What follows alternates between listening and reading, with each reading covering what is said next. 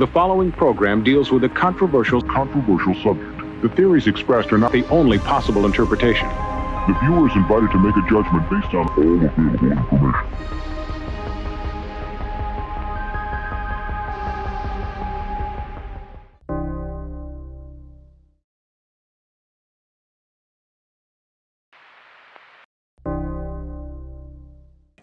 Because you don't need 20 friends. You just need 3 motherfuckers and you can take over a country. Okay, that's what we're confused as Americans. We think we need all these motherfuckers. You give me 3 bad motherfuckers and you're finished. You understand me? You're fucking finished because we got each other.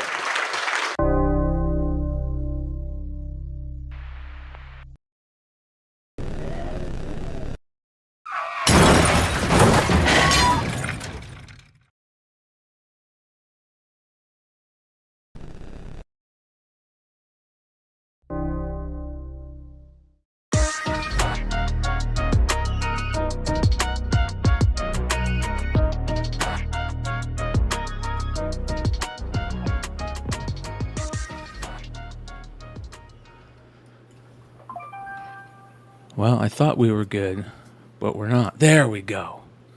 What's going on? Catch up. And we're live. And we're live. I don't know what's going on with the with my OBS here. Hold on one second. It's not showing the cameras for some reason. There we go. Hold on. Mine is on. What is it? That should work right there. So my computer's trying to update right now too.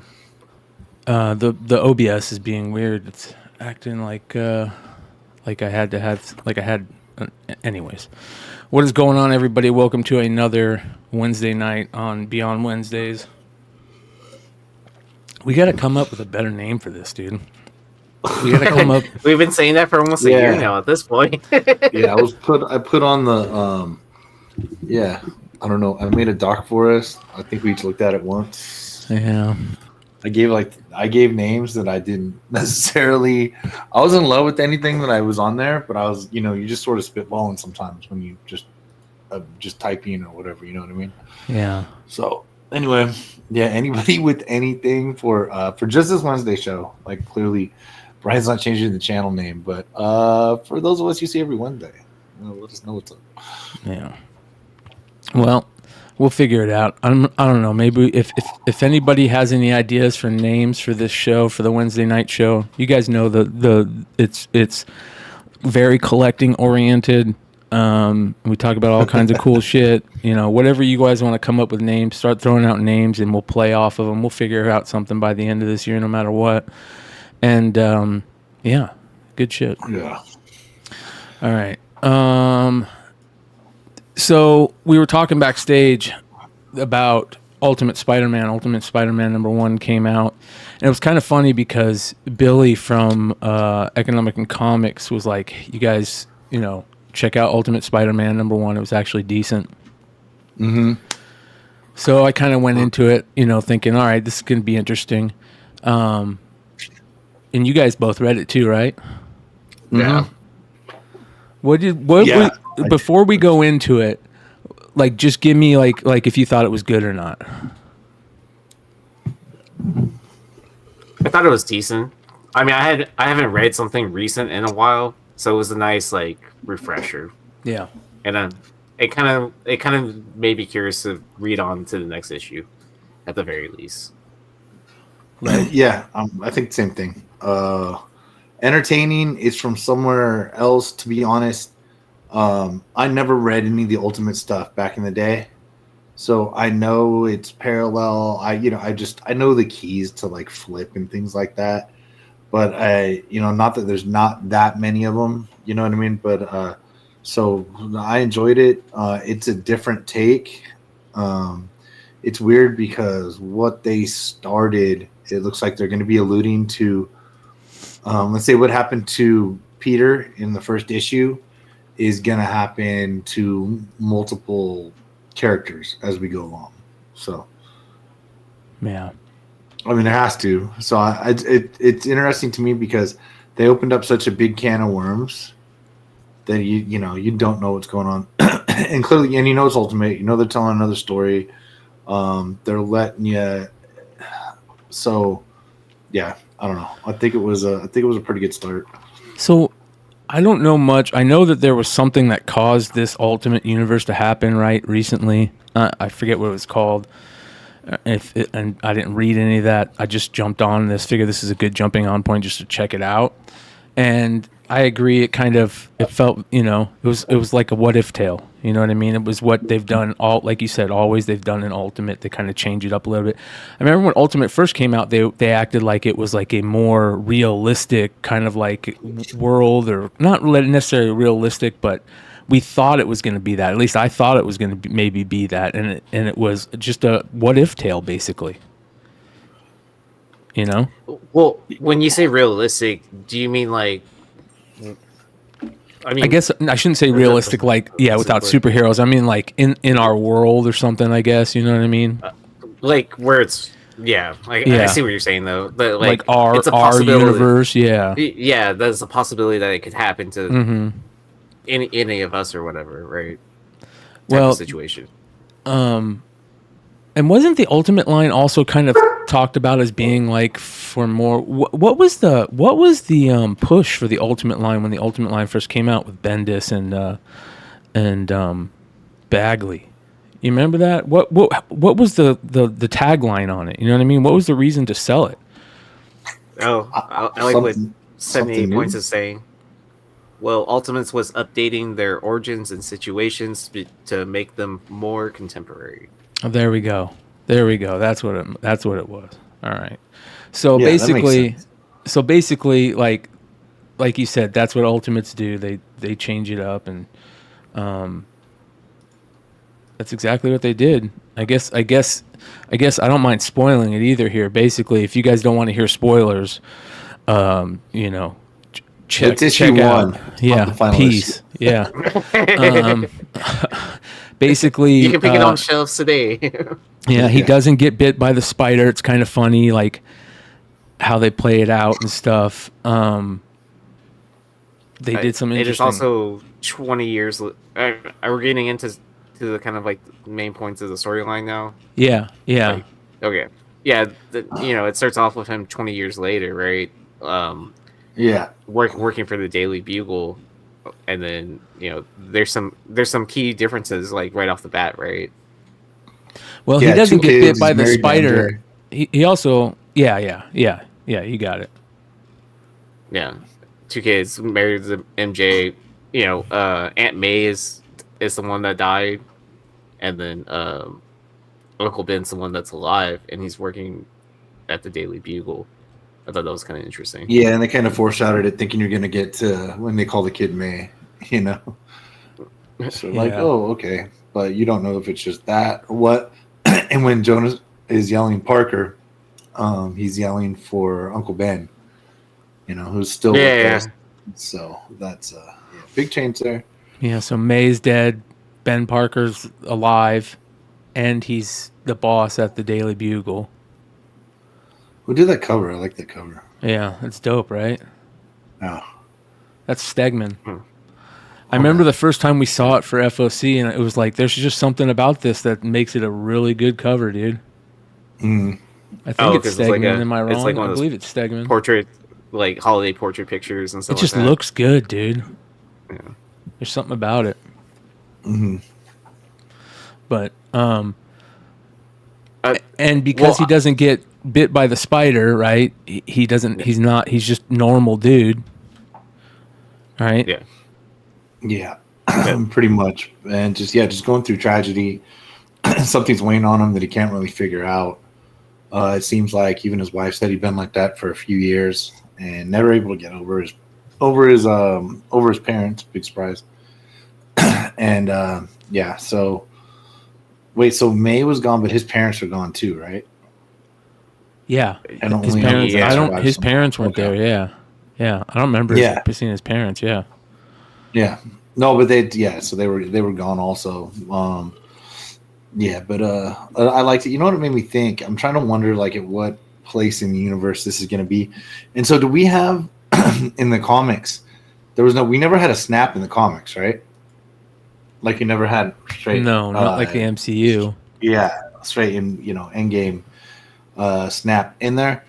I mean, are they gonna do it someday? Because they could do so many takeoffs on like what those the next 5 years. Like just then they could just go with the movie and go with like the characters that they got snapped in the movie. Yeah, and they could write so many stories with that. I was thinking about. Well, So in the middle of this, I'm wondering like, like how come maybe they didn't do that, or I'm tripping and I completely missed it. But. Well, when I read the first half of the book, I was like, I'm kind of looking for more action. I'm ready to see Spider-Man, blah blah blah. And then it didn't even dawn on me, like when you first read it, like that he doesn't even have his powers. Yeah, and plus they kind of psych you out at the beginning because she's like, long night, and exactly, yeah, acts like he had a long night, and acts like he saw something crazy that he can't get off his mind that he had to tell her privately, which he did, but he didn't do it as Spider-Man. So yeah, it was good shit. I thought it was decent too. I agree with you guys. Would you think of the like cameo appearances of different people, like Father Murdoch and stuff like that? That was just kind of eye candy, or you know what I mean, that type of shit. Did you catch on it was Murdoch right away when you saw it on the panel? Because it didn't say it until like later. I think the glasses gave it away for me that it was. The thing that is interesting is kind of how they kind of like ended it, right? It's that this universe, that there's people that are turned into superheroes or not superheroes. Well, basically like him getting the chance, right? To okay, I see what you're to saying. become Spider-Man. Yeah. Oh, to have the option or whatever. To have the choice. Yeah. Like older, you know what I mean? He's Spider-Man but older type deal. And we still had the Kingpin that evolved into the Kingpin clearly. Right. He's still in charge. And that could have started over 20 years ago, which I assume that it did. But then we still got Mechanoid Green Goblin. Yeah, it's like and they're trying to take him out. So some of the stuff's still the same. We'll see how it goes. Well, the solicitations for 2 and 3, it talks about how the Green Goblin's the hero and shit like that. So, not spoiling anything necessarily there. Oh, I was saying spoilers all throughout that. But we gave a warning. There was there was supposedly an issue with the 1 in 100, I believe. I think it had something to do with like print issues, if I'm not mistaken. Is that the 1 in 100? Yeah. How many variants dropped? There was a lot there was more out of. Did a lot of retailers do them? Yeah, 1, 2, 3, 4, 5, 6, 7, 8. It looks like 8 retailers. These are the incentives. To be honest, for a Spider-Man title, that's not a lot, man.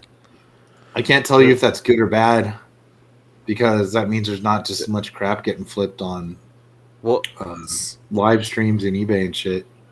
So I mean, like for a title, like for a Spider-Man title, would you assume like it would typically get around like 15 retailers doing I'd say at least. Right, like 15 to 30, right? 15 to 30. A year and a half ago, we've got a freaking lot. Yeah, a lot of people throwing their hat in the ring. Well, I'm sure a lot of retailers, for the start of this year, they were being more selective on what titles they were. Oh yeah, they have to be. Yeah, they have to be. I'm gonna play I'm not even sure how much shit's getting like $40 and $50. I'm gonna play a little devil's advocate here, and just throw this out there. Doesn't just a little bit of you kind of go like, man, like, how many of these what if style stories are we gonna get? Like, is that all we're gonna get? And if they're good, then I'm glad. But man, I feel like it would just be nice. Do you feel like it's like DC like 2 or 3 years ago where they're just kind of throwing? They're just restarting again in a sneaky way. Right, they're doing another like, #1 in a sneaky way. You know what I mean? Yeah, I'm trying to see what's 6 or what can be built out from something. I mean, because there's it's something like that. But I mean, hopefully, if they're gonna go with Ultimate Spider-Man as a title, I assume they're gonna run with it for a while. You know what I mean? Hopefully more than a year. Right. The thing is, they just the way this storyline dropped, you can open it up for so many titles because what just happened, dude, if everybody became a superhero, I know some people are from other planets and some people go back in time, but if you get like a Cap that wasn't in the war or something, something like that, you can go back and you can build on this like so heavily because think about it. So you've got this Peter Parker that never had to hide an identity, that never had to grow up with powers, never had to go around other people, never had to grow up doing this thing. So he's gonna have these powers. He's gonna have his family. He's gonna have stuff like that. It's just basically Peter gets powers when he's 35, and the world doesn't have superheroes, so he doesn't have any way to act. And I don't know how they treat it. I assume they'll probably treat it a world without superheroes. I mean, I don't know. I'm sure they would have thought of it as the way that in their world it would exist. Like Walking Dead never says zombie because supposedly they don't know what a zombie is. Right. Well, zombies don't exist in there. Yeah. Oh my God, they're zombies. It just kills them. So they're walkers, biters, whatever you want to say. Yeah. So something like this, there's no model to follow for superheroes. So, What did you guys? We'll see how it goes. What did you guys think about the interior art for learning how to say his name correctly? Cacchetto, Marco Cacchetto, not Chichetto, as I've been told. Yeah, right. That blew me away. Cacchetto, huh? I'm saying it over and over supposedly, again, unless Dennis is fucking with us and he's like, "Watch, I'm gonna make all these assholes say his name wrong."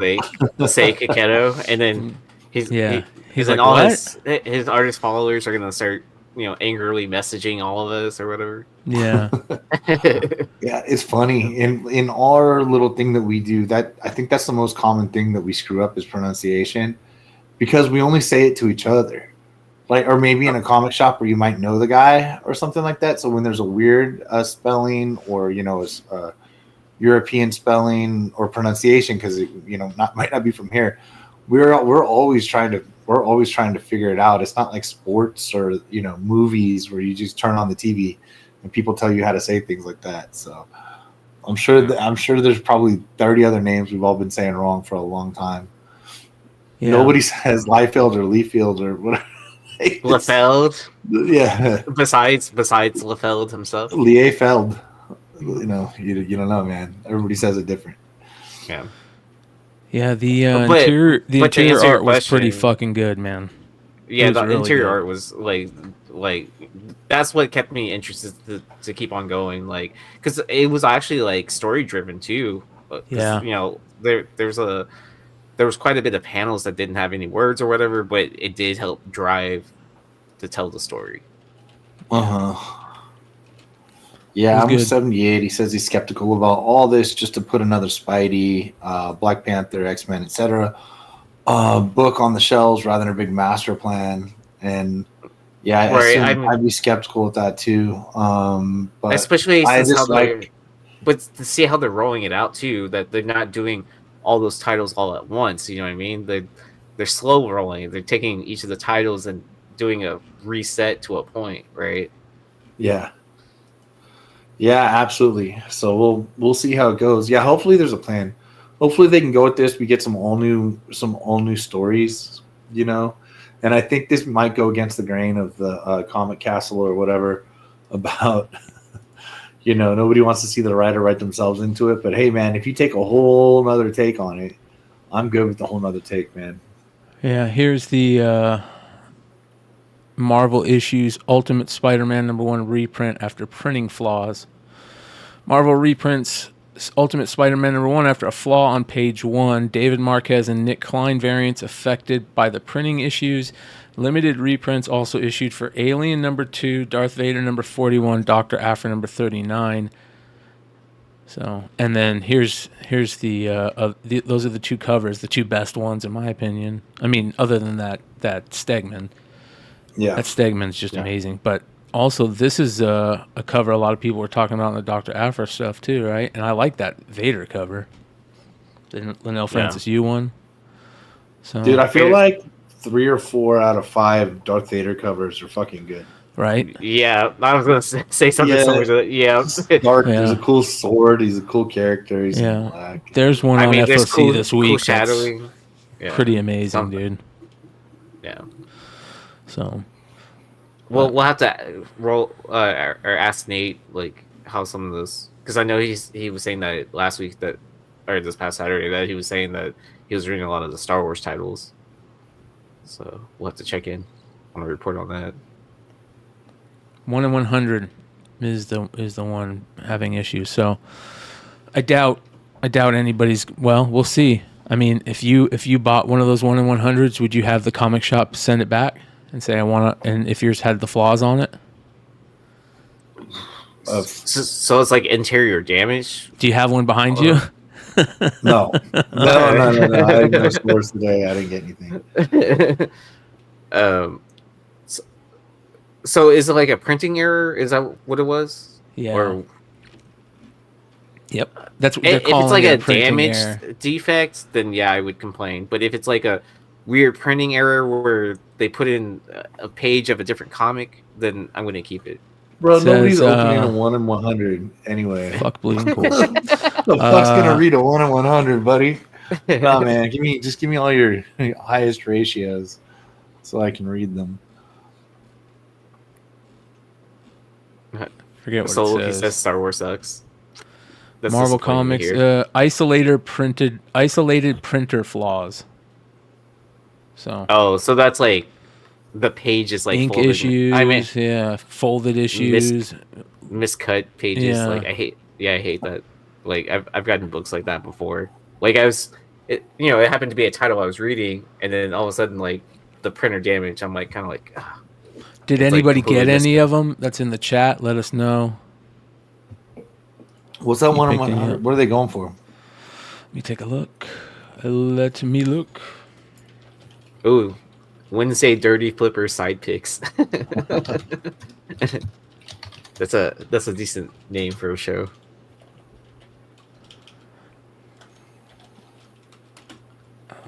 Marquez. Yeah, I got it up with just.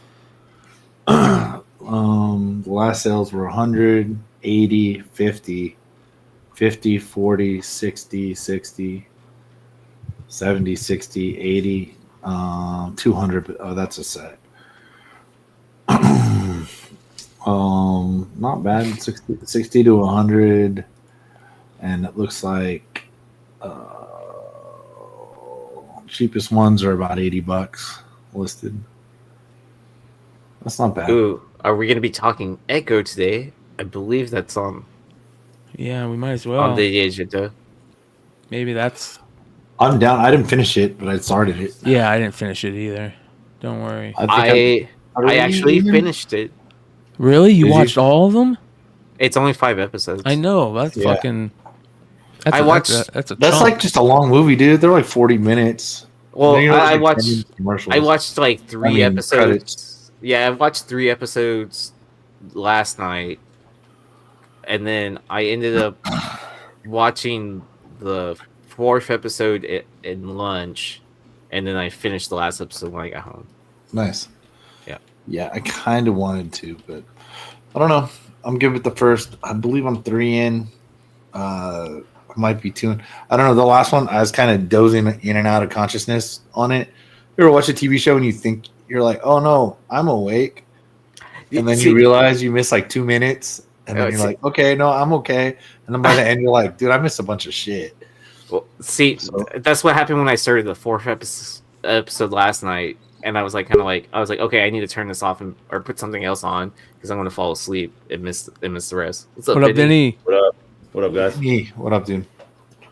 You watch Echo yet? No, not yet. Read any Ultimate Spider-Man 1 today? Not. That's as far as we've gotten. That's where we're at the podcast. No, I've been watching this Raising show started. Kanan. I've been watching like all the seasons of Raising Kanan, so that's where I'm at.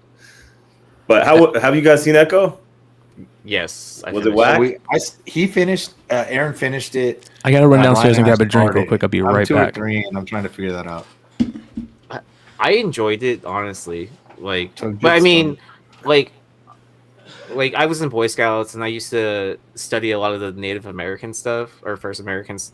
So I actually learned how to do like traditional dancing and singing of certain songs for a certain tribe. And Really? Oh wow. yeah. So and I've been in competitions for dancing and stuff like that within Boy Scouts. But I've never actually attended a real powwow, so that was kind of an interesting perspective. I've had opportunities to go, but I would have had to travel to like Oklahoma and stuff like that, and school schedule didn't work out for that. But anyways, I thought the fight scene that leaked, that everyone saw, like that's within the first episode. Yeah. I thought it was taken out of context from the leak to like versus watching in the episode in the first episode. Yeah, it was a whole lot better than that stupid internet screener that we got Right. Right? Don't you think? I think it was just taken out of context. Like once you see it in the context of the episode, it makes it that much better. Yeah. Like I don't want to go into the spoiler of what it is, but like if you watch, Yeah. like check out the first episode, and So I'm glad I didn't talk too much smack about that fight scene. So Yeah, and I only half watched it. I gotta be zero interest in a show to try to do spoilers. I'm okay with some spoilers, but like, you know what I mean? I know she's gonna fight Daredevil. I don't need to watch it ahead of time. But even when we out on air, I'm kind of in and out of watching it. And the parts that I saw, they just they made it look, it was a lot better than what they said. So they go up and down. So I don't understand this. First off, are we trusting Rotten Tomatoes or not? Like What was Rotten Tomatoes you can pay them, right? So the audience scores are high and the critic scores are high, but some other score is the lowest since Secret Wars. And I'm like, dude, who gives a shit about anything besides the audience score? Oh, Secret Invasion. I mean, Yeah. if it's a critic score of like 90 and it's a super intellectual movie and you kind of like the topic, you're like, okay, maybe I'll like that better than other people. Not that I'm some super intellectual, but I think you get where I'm going with it. And then Right. if the crowd, everybody's going to give it a good rating, like, okay, just go with that. Don't lead with the part that doesn't matter. We scored it. Was scored lowly, and put it with something else that sucked. I don't know. There's too And then just too much negativity to start on every single little thing that's put out, man. Yeah. Yeah. I mean, it's a good transfer piece, right? That they did this, like that. It was continue off the Hawkeye story, deep dive into Echo a little bit, and then it's going to lead into whatever they're doing with Daredevil. Yeah. Yeah. Well, I haven't finished it yet, but The guys last all- episode has a after credit scene. is it good? Nice. Okay. Cool. Yeah. Is it good? I liked it. I'm interested to see where it's going. Yeah, I'm good so far. Like I said, even that, I'm just gonna say I enjoy it. There's not too much for spoilers, but some of you figure out a lot where they're gonna go in the first episode that definitely wasn't true with things like the spoilers and the fight scenes. Let's put it that way. No. So you can figure out the direction. Gives a cool cameo or so in the first episode, things like that. So And we all saw her, so we know it's got to be a continuation of what happened last time. Right. I mean, literally, she ended Hawkeye by shooting Kingpin in the head, and it's clearly not a spoiler that Kingpin's in the show. So do the math. Did any of y'all watch Reservation Dogs, that FX show? No, but I heard about it. So a lot of the cast members of Echo are also in that show. So I also got really big into that show. So maybe that's also why it scored higher for me too than probably a lot of people.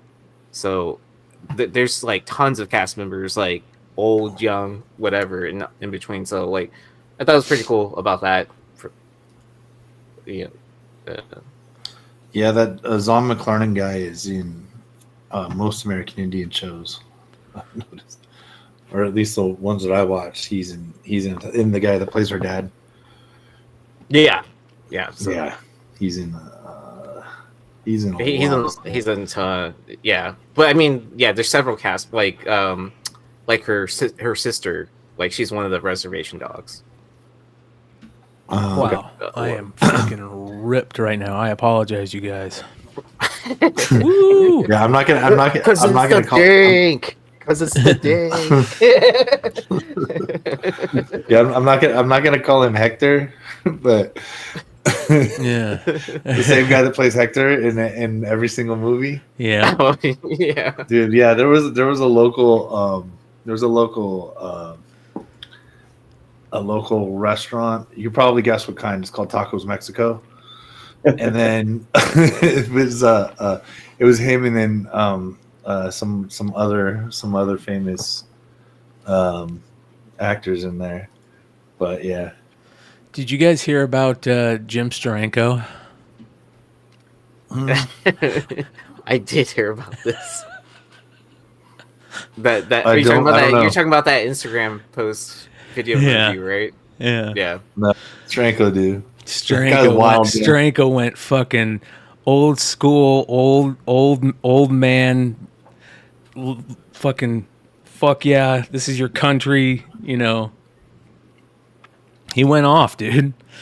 He went off like you would think Steranko would go off. You know what I mean? Oh, that's pretty Steranko. Yeah. So no, I didn't see that. He says, "Welcome, insurrectionists, traitors, and henchmen. Grab a seat and hang out until you're arrested for what you think. While a couple of blocks away, stores are being looted and burned by DEA patriots who have woke immunity. Let's rename America illegal alien criminalville." Like, when I first saw this, I thought this was a joke. I thought this was like somebody had got into his Twitter account, and he just went off, or even made a profile because he doesn't have a blue check mark, right? And he just went off. Well, dude. they took those away, but yeah, just joking. yeah, just saying how shitty the country was, and everybody's a bunch of pussies, and he went full. As even the Bleeding Cool article says, old man yells at clouds. I thought you were talking about that little interview with like a former prostitute or something like that. That was talking about how they slept with like a high like Marvel writer. I wouldn't be surprised if it was Steranko too. Yeah. Yeah. Fucking because the caption over the video was saying like, "Please tell us this is Steranko," or whatever. Something along those lines. He just started responding to everybody, like. Yeah, dude. I don't think he's for as big as he is in our comic community. I mean, worldwide, because I'm looking at it right now, with 21,000 followers. You know what I mean? And to the to something like that, to have he called it six, to have what 20 something replies, 29 replies, and I don't know if that includes your own replies or not. Yeah, he tweets more than I thought he did. I don't know how I missed it. I don't know. I just saw it because I have a comics list on Twitter, and I just looked. He's on it, but I've never seen any of these tweets. I feel like this has got to be fake, right? I don't know. I mean, I have 21,000 followers, dude, and he's followed by real. look at. He's followed by Jim Lee, Jimmy Palmiotti. Maybe it's him. Cover Price, Richie, Dan Parent, Otley, Baltimore Comic Con, Robert Kirkman, Maybe Dinesh, Jim Lee. Maybe Twitter's his like live journal. Fleece. You know, since he didn't get to live during that time period. Dude, I think one of the greatest stories I've ever heard come out of a creator's mouth was the story about Bob Kane from Jim Steranko. It was fucking pure gold. It was, Steranko. Did he tell you, or is it famous? So he told me standing at his table, me and one other guy. This one guy was waiting in line to get. He had one of those big, huge like museum books that were like fucking huge. You know what I mean? Like they were massive, but they were like museum quality paper and everything. And it was all of like the great artists, and he was getting them signed by all the great artists. You know, the old school guys. And so he was waiting on Steranko. This was like in the early 2000s at like Phoenix Comic Con. And I was getting my Steranko first sign, right? And it was just me and him were sitting there, and he started talking to us, dude. And he must have talked to us for 45 minutes, or maybe even an hour, right?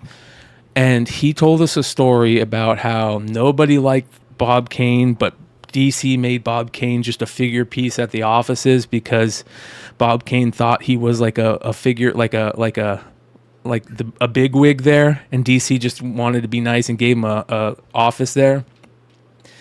And Bob Kane would act like he was like the head of the company and shit. And Steranko slapped him in the face. put him in his place, man. Got tired of him, slapped him in his face. So, and he sat there and it was this long drawn out story about how, you know, what a dickhead the guy was and this and that. And it was exactly how you would think Steranko would be telling it. Like, he was in like an old school mob guy, you know what I mean? Yeah, he's got a lot of interesting stories. If anybody wants to just hear a random Jim Steranko story, just go up to his booth and just get him to sign a book, and you don't even have to ask for it. He'll give you a story about something or the other. It's great. That's why I keep on hearing that he's a talker when you meet him. He's totally a talker, man. And he was actually, I think, right next to the Hive booth at, what was it, New York Comic Con? Yeah. They were telling me that. Yeah, I don't know if I said this, but he actually he flipped his sign over, so it was like in the Hive booth. So when you went to the Hive booth, it actually said Steranko. So everybody was going there thinking it was his booth. But it was what are you gonna do? You gonna move it? Like if you're the Hive guys, you're gonna be like, hey, I was like, that's such an alpha move. What is it? I mean, look at the guy, bro. But honestly, that might have helped them too at the same time, because now you have a random person stopping at their table that that may or may not have stopped at their table. Especially if you're looking for Steranko, right? Yeah. That's definitely an old school collector. So this is exactly how he looked when he told me the story too. He had a suit on and everything. Dude, just like that. He's always like that. It's crazy. Have you seen those pictures of Todd McFarlane where people are like Todd really showing his inner Steranko, and like he has like the turtleneck and then like, you know, sports jacket on? No. Like his hair is like grayer too and stuff like that. It's pretty funny. Yeah, Steranko. Dude, look. Okay, open the link on his Twitter bio. This one right here.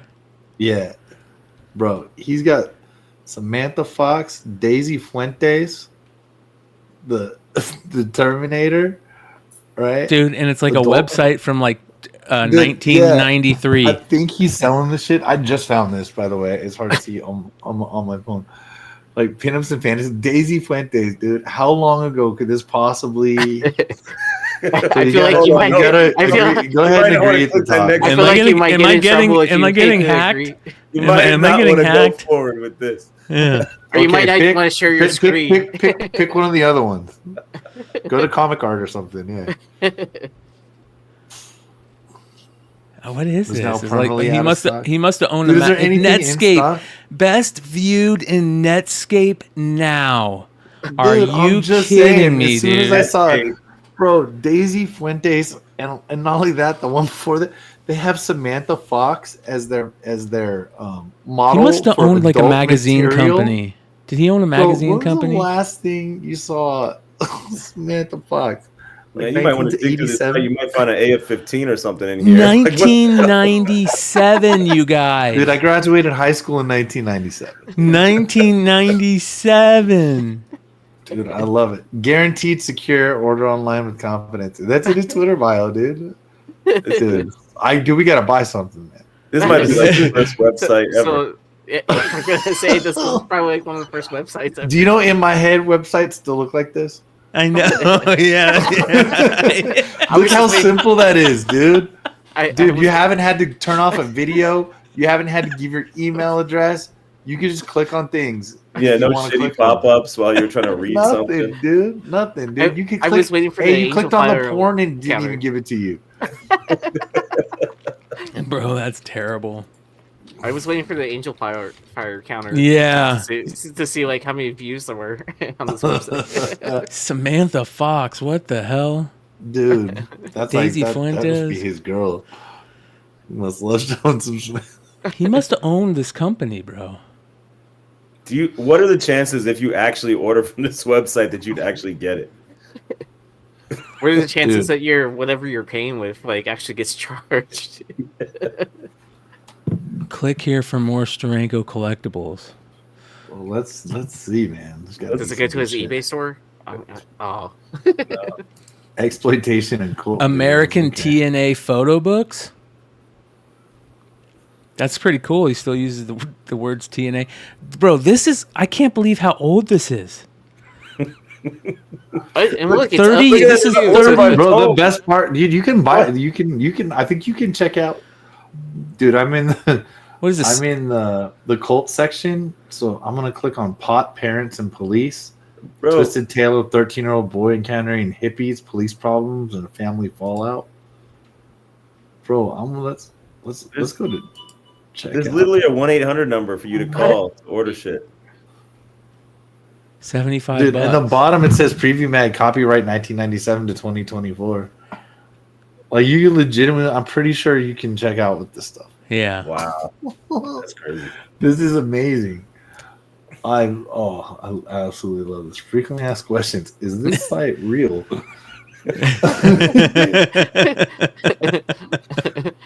American TNA books. Agent sex videos. What?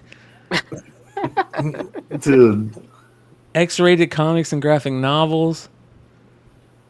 Did he just like come up upon like a warehouse full of?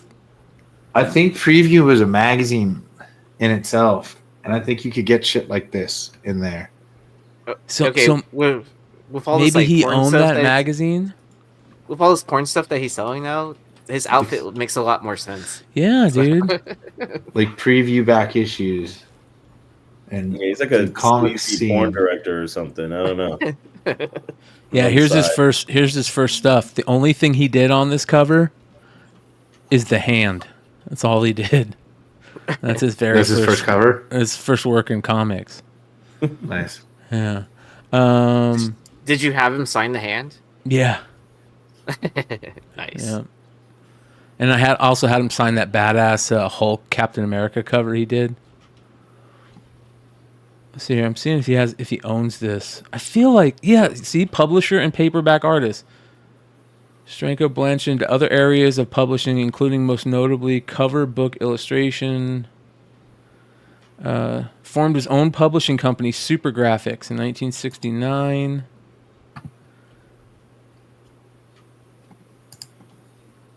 So I do have one signed Steranko book. I mean, I guess I should put an asterisk on that.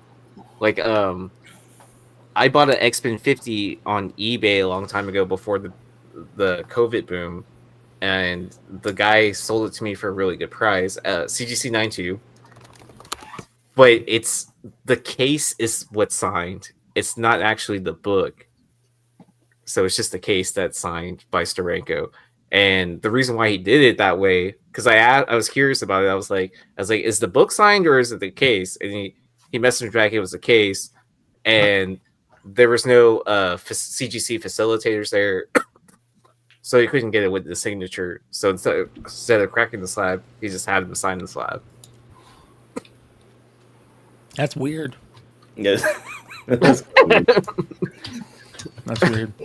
But So, I paid for a blue label price. I'll say that. So what do you guys think about this craziness, huh? The Wembys have hit.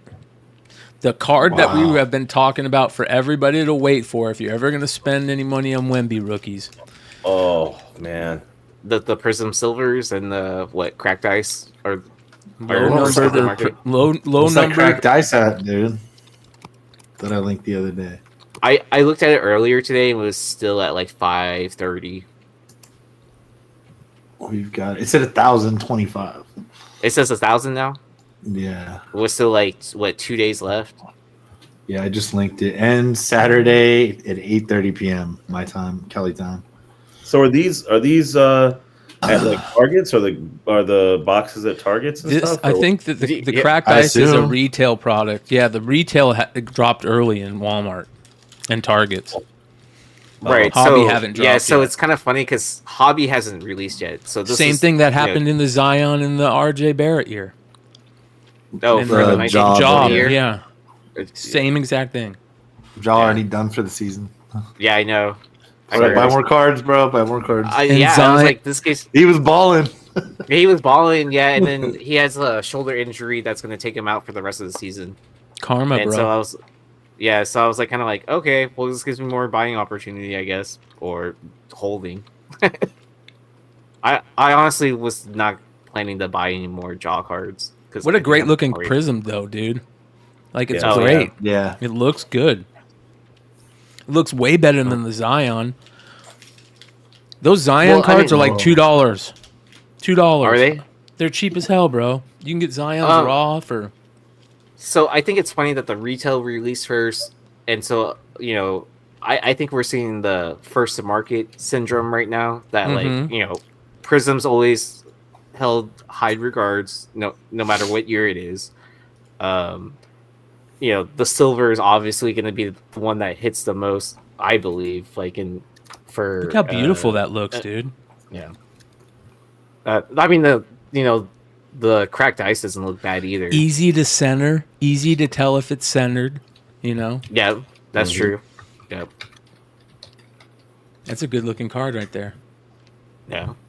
But here's what I would do, especially Vinny. I know Vinny's like itching. He's like, I need to get one of these, man. I want to go to Walmart like right now. Just wait until Hobby releases and then buy the singles. And he's hurt, isn't he? Hurt? Didn't he get hurt recently or something? I don't think so. He's gonna get hurt. You watch. He's gonna get hurt. And Well, look at Chet Holmgren. He got hurt his first season. yeah, he's gonna get hurt, and I thought he wasn't gonna be able to play in the All-Star game, right? He got hurt, and he wasn't gonna be able to play in the All-Star game. Wait, who? Wemby? What are you talking about? Am I thinking of Wemby? Oh, there's no All-Star team yet. Okay. For some reason I thought I heard that, but he's gonna get hurt. Those they're gonna drop. They're gonna go. You're gonna be like, oh man, I missed out the first couple weeks because they're gonna go for crazy numbers. Mm-hmm. But So don't buy. Yeah. So don't. I mean, if I just go to like a Target or Walmart and get some retail product, is it? I would will it be buy him that every hard? time I'm there, dude. Oh If I was you, yeah. I'd If buy you him see every it, time I'm there. yeah. I wouldn't buy a blaster from someone on eBay for $65 or whatever they're going for. Yeah, Oh, only okay, if I'm there and I see him. Dude, I have kids. I'm in Target like every other day. Yeah, Yeah, but nice. just make sure you're not picking up the draft. Yeah, no. I know. I've seen those. I already know what those are. Okay. Yeah. Because some people will overlook that part, right? They'll just see the Prism like, oh, I'm excited, and then Yeah, no. I saw those. I did grab some of the hoops though. I did grab some of those. Yeah, so his base rookie is 150. Here's one for 20. It ends in 22 and- hours. Ending in 22 hours. Yeah. yeah, but I'm sure that they'll all like average out and jump, pretty high right off the bat. Yeah, because people have taken under 1,000 for that cracked ice a couple times. The green is ugly though. Did you see the green? Is there green cracked ice? No, a green Prizm. Oh, but I mean that's typical for retail Prizm, because what you can pull, the green Prizm, silver, cracked ice, depending on which retailer you get it from. So I'm guessing there's like, but they all look the diamond centered. pattern. They all look centered. Every card I've seen looks centered. That's good. I think it's the top. What you have to watch is the top to bottom centering. What's the green from? Like hangers Retail. or something? Retail. Just retail in Yeah. general. It's supposed to be like a less parallel than base cards, or kind of like almost like silvers, right? About the same number of silvers that you'll get in a retail box. So probably like one, maybe It's two. stupid that they use the same picture on the back that they have on the front. Like, what are you doing? Come on. That's so cheesy. Yeah. Well, I think that's just lazy. Dale Murphy reverse negative, dude. Yeah, it's stupid. Well, I'm just glad it's everybody's not a going to be horizontal going card. nuts. I wonder what retail boxes are selling for. Well, I would assume like with this Prizm releasing that you'll see the NBA hoops prices, Victor singles dropping down. Yeah, look. Dude, Doc Joe just sent a link for a silver up for 2,000. Yeah. That's too much. Oh, if I pull one, that's what I'm putting it at. Yeah. Here's sold This is items. it. Look. This is 10. This is 10. I can't So lie. this is what you're tempting me, looking right? for. These are the boxes you're looking for right here. It's got Luka Doncic on it. Yeah, I'm just surprised that the blasters released like this early or whatever. Yeah, And then I plus- don't think people were expecting them to drop yet. Well, I mean, and plus, don't forget you'll also see, $71 like, a piece. They were getting almost double right off the bat. I mean, yeah, I mean, you'll see like solo packs too, eventually in stores.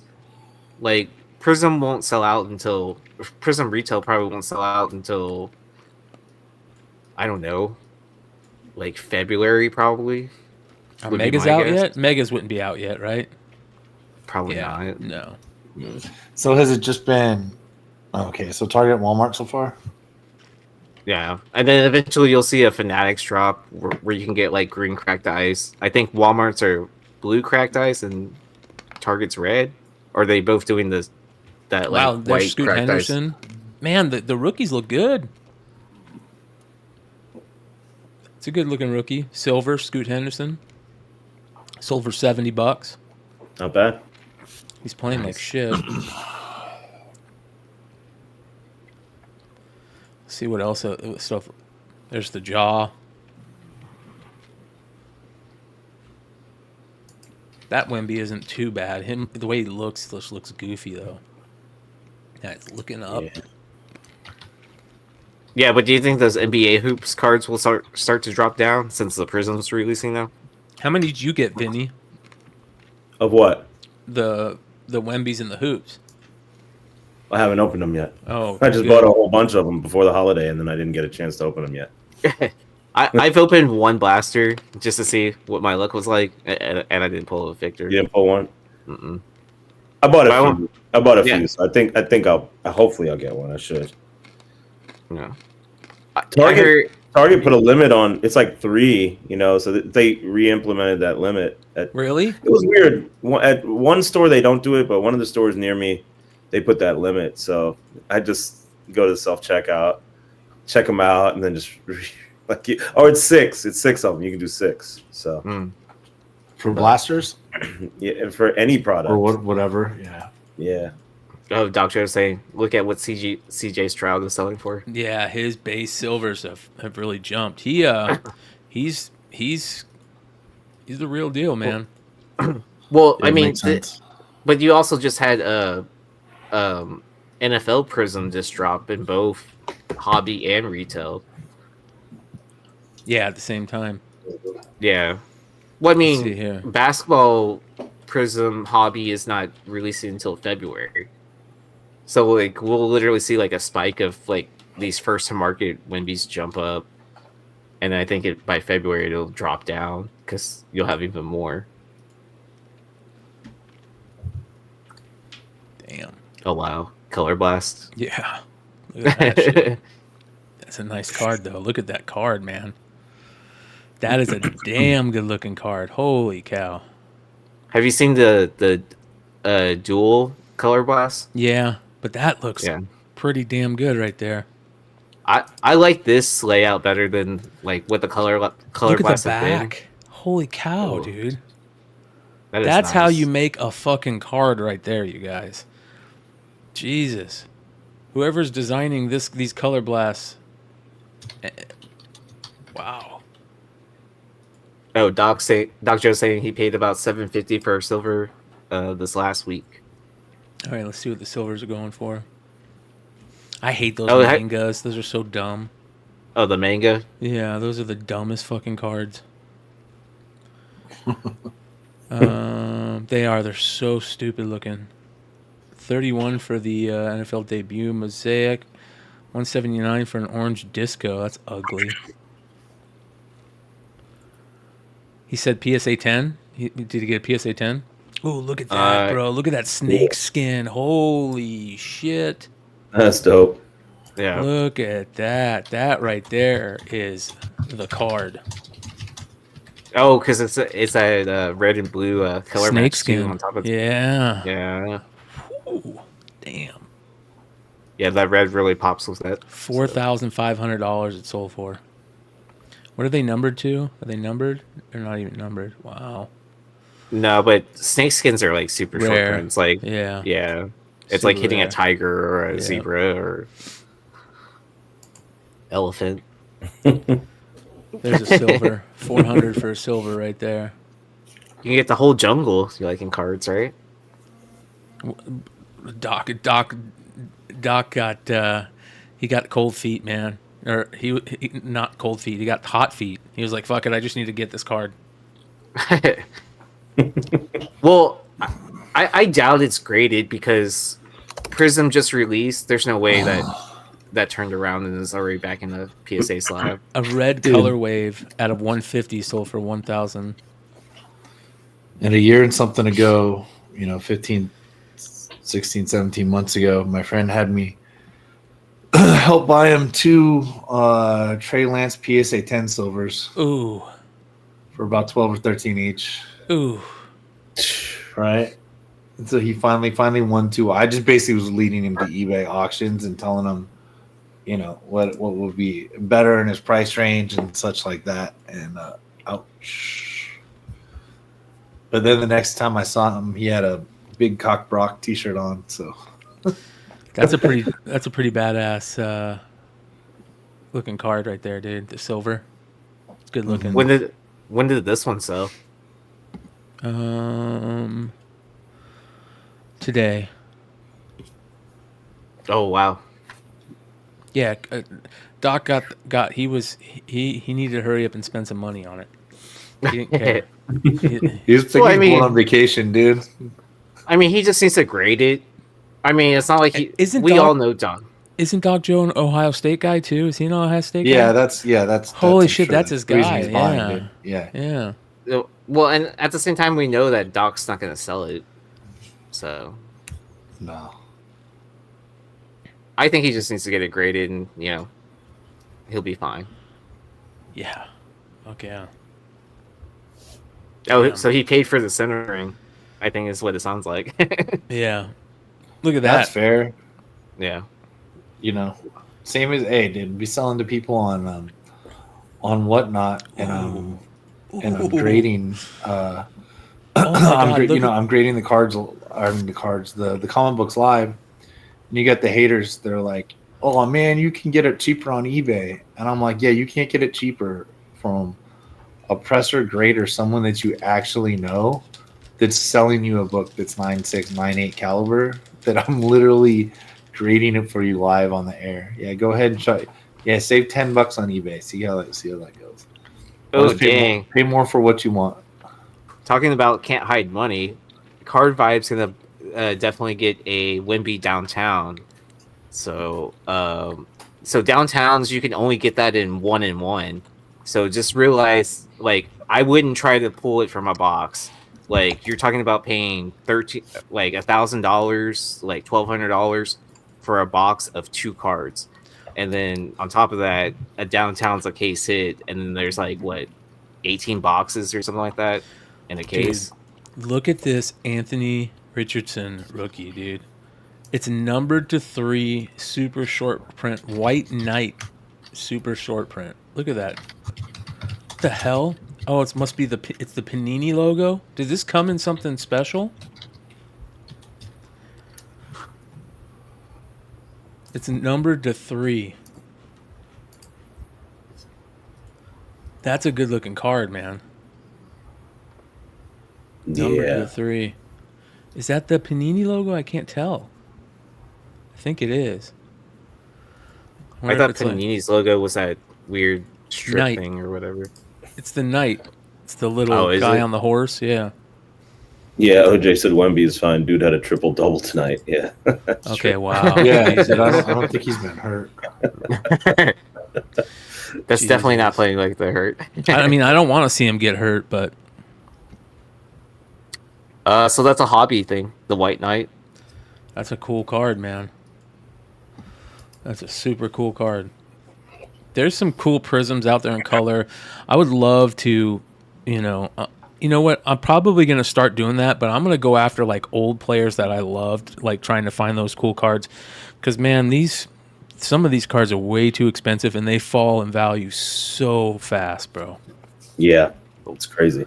Well, it's kind of like the situation like you could compare, like the teams you said, or the years you said earlier, but like also like look at someone recent, like look at LaMelo Ball prices. Like those were like ridiculous for Prisms, and then like look at the prices now.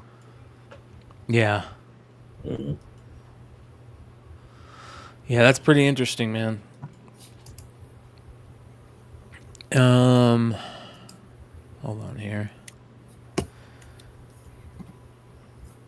1 second, everybody.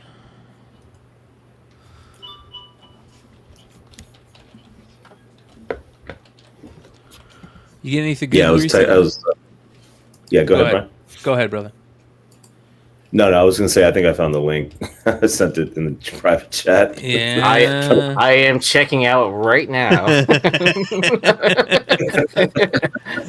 Got it. I mean, I don't know what you're talking about. for the yeah. I would just suggest everybody go check your local Tarche. All right.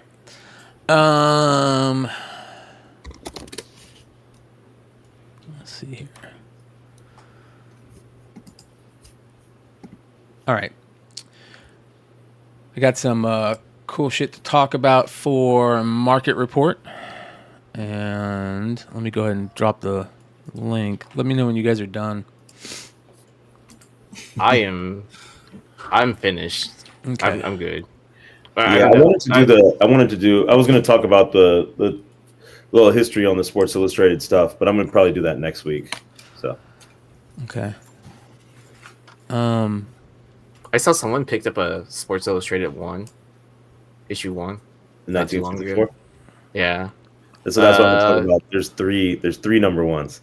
Okay, yeah, so I don't know which crazy, one Newbie Comics picked up, but he picked up one recently. Nuts. I'm glad we're talking about this. I forgot about this.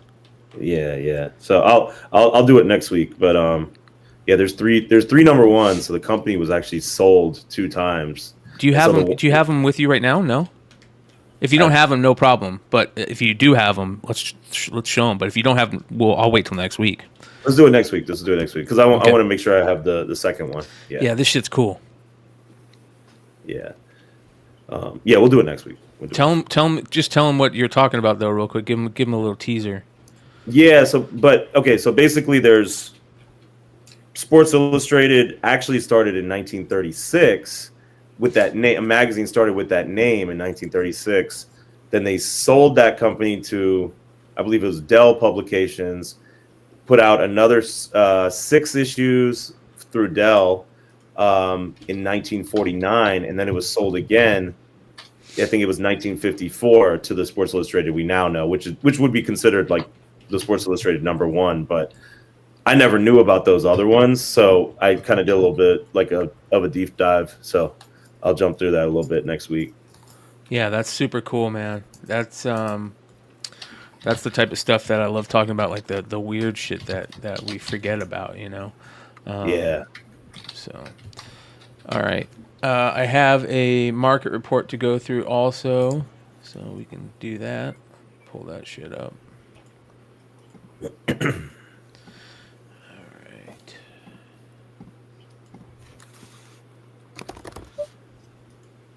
Everybody's just trying to make sure they got enough. You guys get it? Yeah, I'm still trying to sign into my account. Motherfucker. Remember your damn password. It's limit 3 though, so it's not like you can get that many. No, yeah. How many times can you check out? You can only do it once. Usually, I think you can only do it once. I think it blocks you after a while. Yeah, like what I would do is order 3 and then like wait 12 to 24 hours and put your order in, next order in again or whatever. Yeah.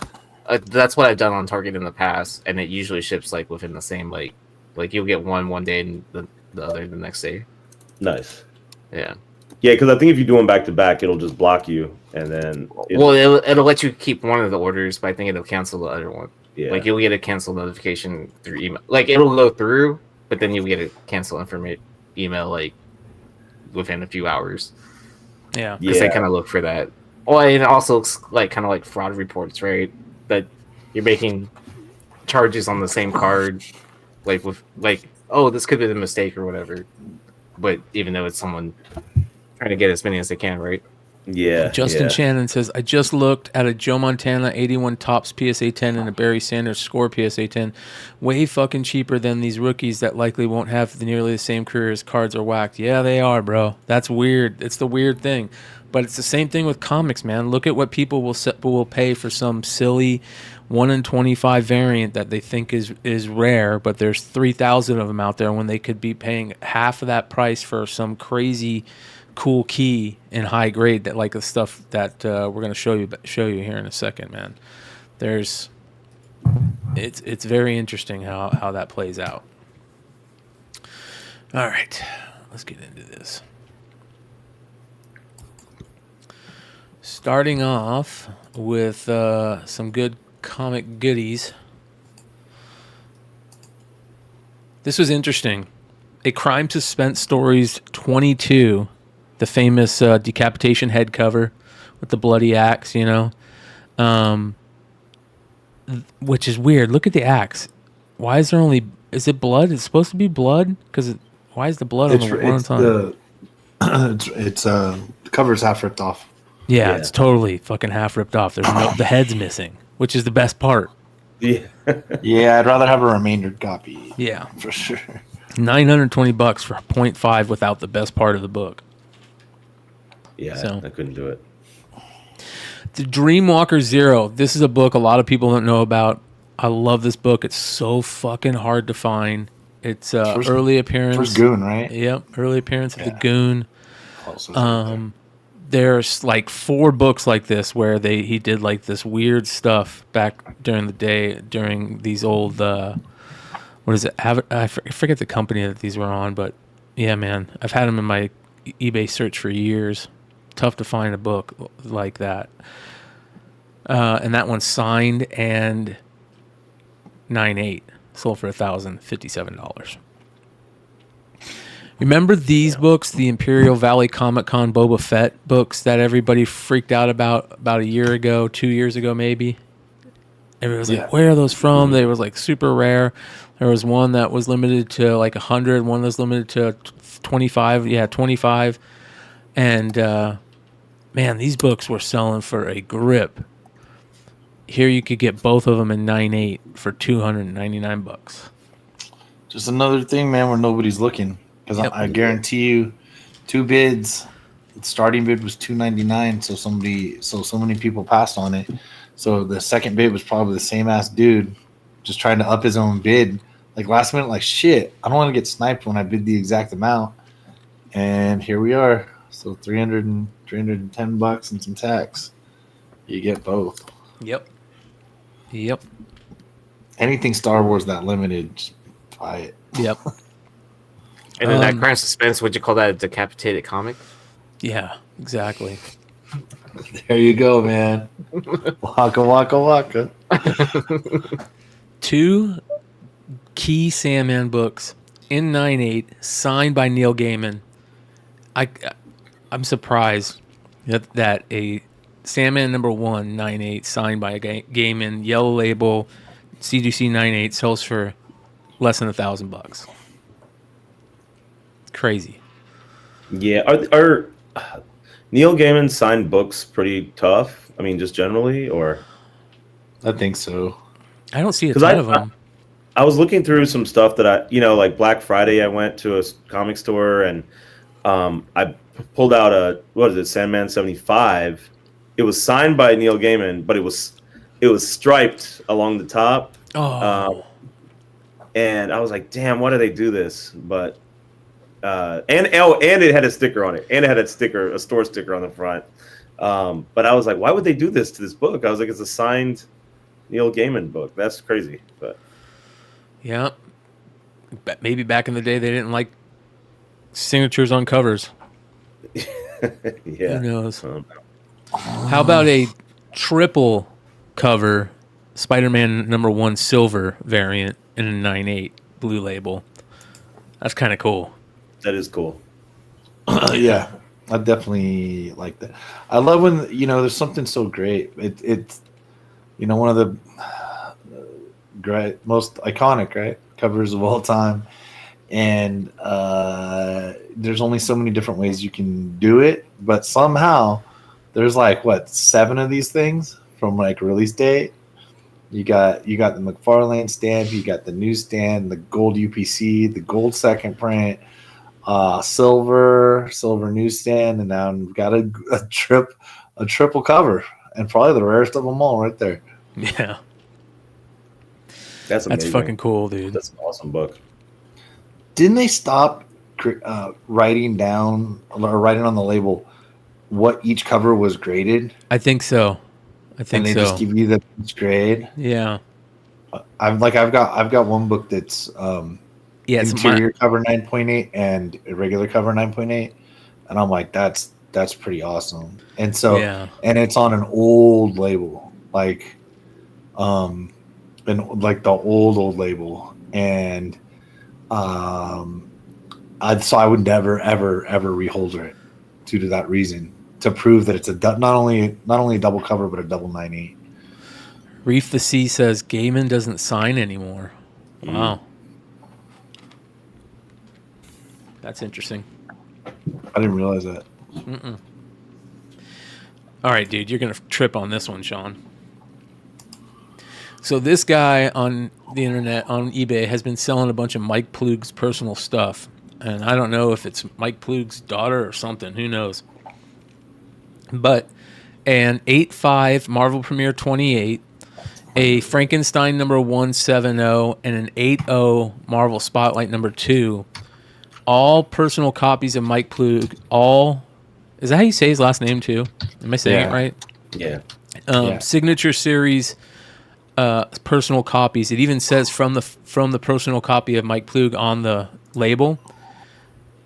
But if you think that's crazy, check this shit out. I don't know him. No. Here's the seller. Pedigree? Are they like? Do they say it on the label? Yeah, it says it on the label. label. It literally says from the personal collection of Michael Ploog. So this is the seller. Look at this shit that they're selling. This is they have all this art. Right? I mean, look. Oh wow. That's pretty cool. This sold. Hold on, there's more. Look at all the books. Look at this, dude.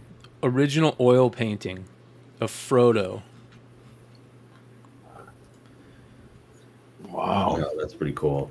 So for I love it, and I'm a Ploog fan because I'm a werewolf fan.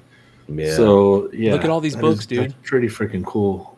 Ghost I Rider. got a Werewolf by Night 13 signed by an SS Ploog which is I think it's like a 5.0 or a 5.5. But I was at a show, and Plug also never comes to the United States, so his sig is freaking impossible. Like I don't know how many there are. You never even would see him. I haven't checked eBay lately, so you could call me wrong. But I know I bought this book from a dealer 6 or 7 years ago, maybe a little less than that. But there was a guy who was a SS guy in Southern California. He still is, I'm sure. I think his name's Jacob. I don't know. Drew would know. And he'd do signings and stuff for Comic Bug. He was able to get a lot of things signed, and so he'd always have SS books. And he had a grip of Plug stuff. And because I'd collect 13s and I collect werewolves, and it was like $70 or something like that. And I mean, it's a low grade, but I don't give a shit. It's just it's a cover that I really like, signed by one of my favorite artists, and SS. So I didn't really give a shit that it wasn't a 9.4 or something. But I did sell the Marvel Premiere 28 Stan Lee 9.4 for I don't want to say. Oh, this is Mike doing it himself. So cheap. He might. Matrix I don't know. Is he's still alive? I guess so. Yeah, it says he just signed it. Okay. Yeah. Those He's were all just sharing signed them the on last his 2 Facebook months. page Yeah, to also. the best of my knowledge, he hasn't. He's here. He had Crazy, to, right? Yeah. Wow. That's nuts. He was at a convention not too long ago. Here, I'm trying he's to- 83. There you go. Am I getting this right? Okay, so he's born in Minnesota. Am I tripping that he doesn't come over here? Maybe he just doesn't sign, and my whole everything I've always thought was wrong. Kind of like thinking that the name says Magique instead of Magic, or Dude, Galactus instead of, or Galacticus instead of Galactus. Oh, Born in Mankato, dude, where my sister used to fucking live, and I think Tony used to live there too. If you guys remember Forgotten Five Tony, my buddy. Yep. was he at Baltimore Comic Con not too long ago? Also, I don't know, dude. I've never been somewhere that I knew that Plug was there. okay. So I can't tell you. I mean, I didn't go last year, so People are dumb, man. I got completely wrong information on this guy. It says here it's Mike Plug doing it himself. He's sharing them on his Facebook page as well. Started about a month ago, all from his PC and file copies. That's amazing. That's pretty cool. All right, House of Secrets number 109.8 sold for $2,716.49 bids. Gorgeous Bernie Wrightson cover. Wow. Right? We've all been saying, a lot of people have been saying, not we all, a lot of people have been saying for quite a long time now, about 5-6 years, I've been hearing it pretty heavy, that these old DC horror books are going to just go crazy. And, everything went crazy for a while there, but I could see like these old DC horror books holding some value compared to everything else. You know what I mean? Like these are super cool books that a lot of people don't know about, and a lot of that big money that probably is staying around is probably getting into books like this, Mm-hmm. I don't know if this Captain of America number 2 thing is a joke or what's going on here, but I feel like that's a lot for that book, man. But I could be wrong. Maybe it's just For Cat 2? Wouldn't that be his second appearance? Does it sell for that much more than that? Am I wrong? I mean, it seems cheap. I don't know what's up with the book, though. Yeah, I was gonna say that seems cheap. Yeah, it seems really cheap, actually. Yeah, I saw somebody selling a Captain America Comics one at one of the conventions I went to recently for $300,000. So this is second appearance. I'd do it. That feels way low then. Yeah. This is real? That I don't know. I've never seen Captain America Comics 2 before. Have you seen it, Sean? I want to say, yeah, like on walls I have. I've just looked it up. I mean, this looks, it looks legit. Restoration work on spine, but it's like old tape. Like that's, you know what I mean? That's like, who gives a shit? And even if it, let's say recolor, like, it was a fake cover. Yeah, I don't understand. Is this guy a comic person? No, that looks legit. Yeah. Does have some color touch, creases. Hold on, I'm trying to see. Why does it say Remore is not doing it? Hold on.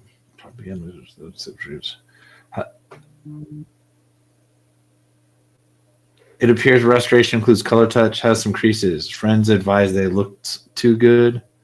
Tear seal, spine reinforced, staples rusted. Most pages are loose. Appears to be tape residue on front cover. See picture. Yeah.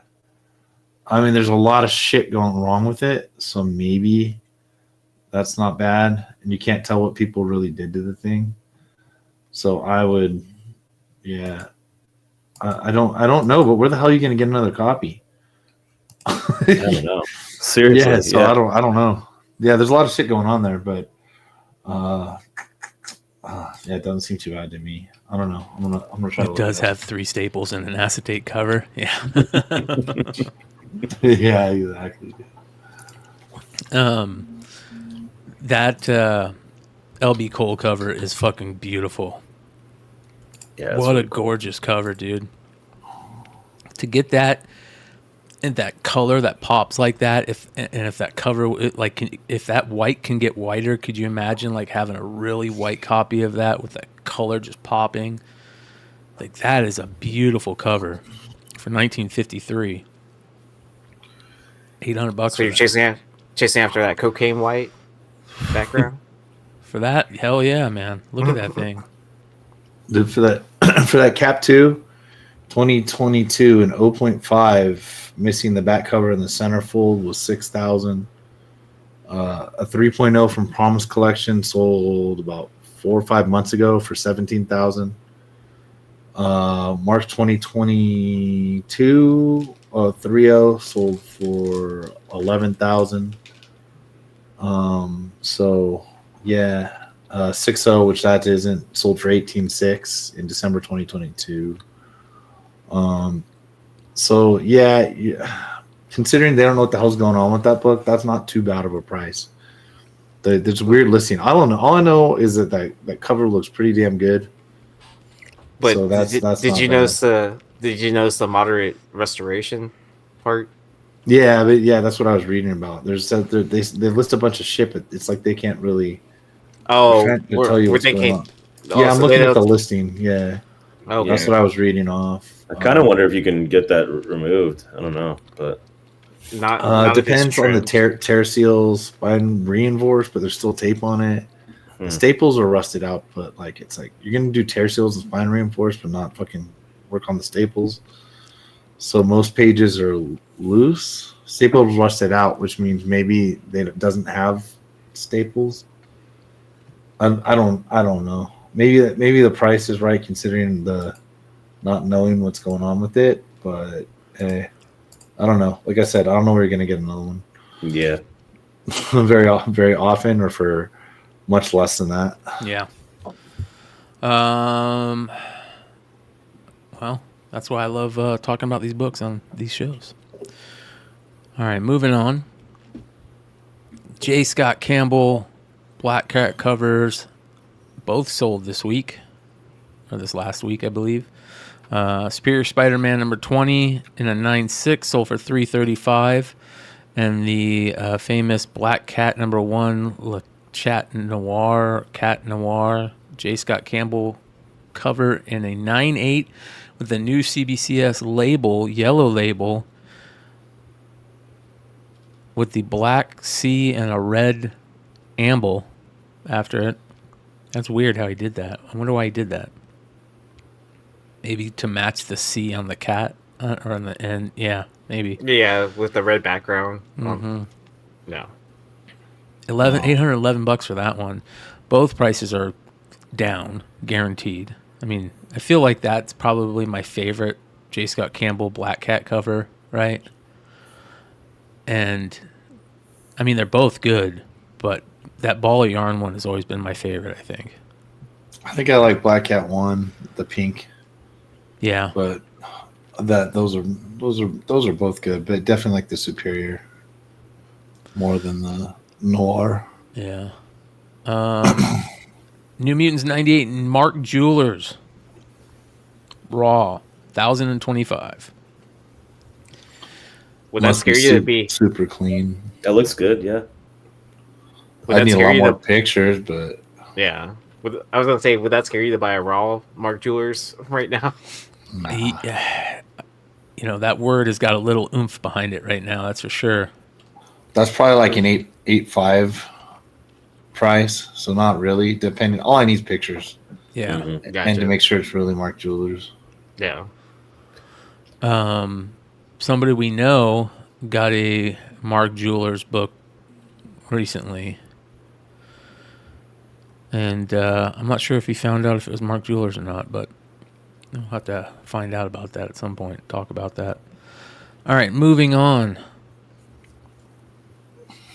The Teenage Mutant Ninja Turtles Last Ronin #1, the famous Aaron Bartling Line Breakers edition with the ghosts, his brothers standing behind him. Supposedly limited to 200 and a blue label 9.8, sold for just under $700. Wow, what a drop! Yeah. This was What was a it 3K. at? 3K. Why? It was I just never like understood why these last Ronins were so damn high. This was I'm during guessing the we'll- height. This came out at the Yeah. height of the craziness, dude. The Yeah. height. Yeah, 100%. Well, you're also talking about a book with a ton of covers. People really loved this one. It was a low print run, and then that hype, right? And then so much news around this book, right? They dropped an ash can. They had to fire like interior artists or whatever to get new artists, and then delays, and it finally released. And then people liked, obviously people liked what they saw, but it's not driving up the price again for even though they're doing the second go around. Mark Jewelers are just full of broken dreams and broken rings. Don't tell me that. I just bought a Mark Jewelers and a key book too. That's Brian's Comic Garage says, I was spoiled. I grew up in Germany in base housing. Most of my childhood comics are Mark Jewelers. That's badass. Are they stamped? awesome. That's cool. Yeah. Let us know if they're star stamped. If they were bought in the base housing, I think they should have been. If they're bought on base. A Walking Dead #1 signed by not just Robert Kirkman, but also Tony Moore, which is very interesting because I know that they had such a falling out that I wonder how rare it is to have one signed by both. But I could be way off. But this is a green label, obviously. It's a CGC. But their signatures are up there. I looked. 9.8 sold for $2,125. Wow. What do you guys think about this book long term? I think it's a great book long term. Great book long term, dude. Yeah, I think The so Walking too. Dead's such a good story that they could play on it for a long time, and something that's going to hit again. It saved Image Comics. Like, there's two events that basically saved Image Comics, and it's one of them. I mean, it's easily one of those modern books that are within the top 10, right? yeah. Yeah, blue chip. Yeah, blue chip modern book, and if is that a thing? I guess so. Probably. I that most collectors would agree upon, right? That Yeah. like these are the top 10 like modern books that everyone's after or has had at one point in time, right?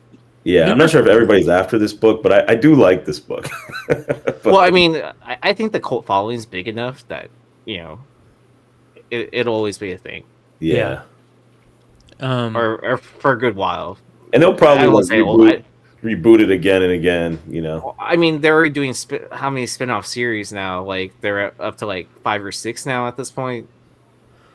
Yeah. What about? I mean, it's all depends on what happens when Rick comes back. Right? If they do the Rick thing again, which they are, right? Aren't they filming that? Where he's back with Maggie or whatever. Michonne, but yeah. Michonne, yeah. I'm not sure what the release date is on that. I keep saying Yeah. it actually. I like the other ones. So Daryl in France, baby. What we all needed. Yeah. GT Key says, at Bryan, what's the second Image event? So the first Image event would have been what McFarlane talked about, where when Jim Lee left, he had to go to Diamond and make a call to Jeppy and ask if he'd give them 90 days to prove that they could still, have their numbers match, because Jim was taking books away with them to DC. And they were considered in the, the top 3 big sellers over there. So they got, more, they didn't have to pay as much or something like that. Or they made more money off of it, I guess, something like that. So when Jim left, he was worried that they were going to push him down a rung. So that was probably, and then right after that was during the early 2000s, right? When Walking Dead and that shit started. So if I'm wrong about that, let me know in the chat. What do you guys think? That's probably the 2 biggest Image events, right? Yeah, probably. To save the company. Save the company, yeah. Yeah. So, this Donald Duck Atom Bomb Cheerios Premium is freaking awesome. I mean, this was in old school kids cereal boxes. It's Donald Duck talking about the atom bomb and how to, I imagine, what to do if it happens. Kiss your ass goodbye. That's crazy. Right? $888, obviously, just a buy it now that they accepted or something. I know the buy it now stuff is all messed up. We really have to be going to 130 point because, Richie talked about this a few weeks ago where, the buy it now stuff is messed up. It'll show you, it won't show you the cross out anymore for buy it nows. Sometimes it does it, sometimes it doesn't. Well, you have to look for that title too, where on these screenshots where it says or best offer accepted. If you see that, you can usually tell that that an offer was accepted. Because it happened to Ferd on his Iron Man 9, that he was saying that oh look, this book sold for $1, but then if you look it up on 130 point with the exact same title, the person actually accepted the best offer. And it was for, it's still a drastic drop. It was like $90, and this is the AOA variant. So, wow. Yeah. Oh my god. Yeah. So now I sold I had an AOA variant, and I sold it for like $200 to $300, somewhere in that range, and I felt kind of bad about that. And then at the same time, I knew it wasn't going to hit a 9.8. But I pointed out flaws in pictures and all that. But now to see it sell for $90, I don't feel bad at all now. Yeah. No. Next we've got you guys. I've talked about this before, but you guys know I love Uncle Sam covers or Uncle Sam art, and this is cool to me. It's Big Shot Comics number 46 from 1944, and it's Uncle Sam boxing Hitler and looks like Tojo. Maybe is that Japan? The other one's Japan. And it's got like a U.S.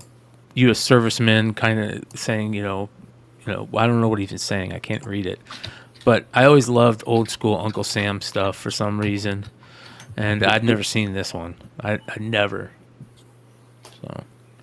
So, Evil Ernie comic lot 1 through 3. What a moron! At least he put in special limited edition number 1, but a lot of us missed out on this because not only do you get issue number 1, that special edition number 1 is super rare. Super rare. I think I just need to start having Comic Lot as a save search on my on my eBay so I can just filter all those. Dude, whoever bought that, congrats. Congratulations. Pretty amazing. Spider-Man 2099 number 1 and 9.8. This is pretty damn strong money right here. Yeah. 1,400 for a 9.8 of this. That's jumped up. Yeah, I think so. I want to try to look up some prices. There's 61, 72 9.8s. 11 of those are signature series. 141 9.6s, and then it goes down from there. Obviously, Obviously, most of the copies graded were 9.4 or better, but yeah, not bad. 72 of them. What do you guys think? Because I know it's hard to cut out. We all know where it came from, but it's also like a really good looking cover. Like, Yeah, I like the white gorgeous. better than the foil. Yeah. I agree. Yeah, and then you have the barcode like where it looks like it's a newsstand too as well. Mm-hmm. I mean, Yeah. that just that just screams 90s, right? Yeah, That's- definitely. yeah. Dude, there's of the regular number one from 92. There's 10,000 graded, Ooh. 3,787 9/8s, 2249 9/6s, 2430 9/4s. That's god, that is heavy, man. What does That is Spider-Man 2099 98 sell for, you think, right now? $90? Nah, they got to be more than that. But this one's still up. Probably like 200. Then I would guess around floating around. I'm thinking more like 200. It's funny they call it a second print, but it's like $100, $107. But that's not too bad for like 3,800 9/8s. That's not too bad. Yeah, that's Yeah. You know what I mean? Because you can get them, dude. And if people are still, dude, I still get them to press all the time. I saw someone had posted something, made a post about in one of the Facebook groups that they had a warehouse find, and it was of Spider-Man 2099, the red cover, and also ASM 365. And then they were asking, what do I do with these? Like, because there's like, it's like a box of like 200 copies of these, of each of those books. And it's like, he said, do I go through the boxes and pull out like the near mint copies and like, grade them? Or, what should I do with all these, multiple copies or whatever?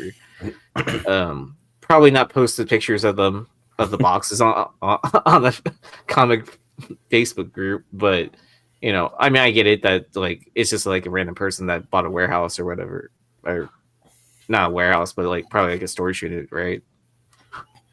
Yep. Yeah, 100%. something like that, man. Shit, grade them, pick them out, grade them. Don't bother to either one of those books, man. Pick the good ones. They're not going to be the easiest to press if they have breaks. You can press them. They are cardstock. They do press a little better than some of the modern cardstock. But like if you see that wrinkle in that cardboard, man, it's gonna, a lot of that's gonna stay there. And the 365 is so thick, Yep. that a lot of the break was along the edge, but the edge is almost a half-inch thick, probably something like that. So it's just a little more difficult. Those books just sustain damage, but also being that thick, it didn't bend as easily. So if it got bagged and boarded, man, like there's a good chance it hasn't taken any hits, whether or not people fucking dropped them. Yeah. That book did sell for $2,000 last year in September to $2,275 in February. Let me see, 2,000 in May. December 10th was 1,200, excuse me. Yeah. And then So back it's up up to about 1426. 250. Yeah. Yeah, 200. from the last sale. Highest was 2021. There was one $2,500 sale. So. Yeah. Well, it seems kind of that makes sense for the movie and the market was up. Yep. Yeah. I feel like this person that auctioned this book had this pretty high price with it hitting 1426 and only 8 bids. They probably put their most minimum price they would be willing to take, and just kind of let it run for a week or whatever. Mm-hmm. Moving on, we've got some Teenage Mutant Ninja Turtle sales that were pretty cool. 2 carded sales, one of Delta Team Dawn, which sold for $320, and then the Robotic Rock Steady, which both of those figures are rare figures. The Rock Steady sold for $187, both carded too. Same place. You can see the same $299 stickers on them. So pretty cool. Nice. And then a loose but has the little display card or the file card for another super rare Ninja Turtle, the Warrior Winged Leonardo, sold for $500. loose. So crazy. Wow. I love bootlegs. More on bootlegs in a bit. I love these Star Wars bootlegs.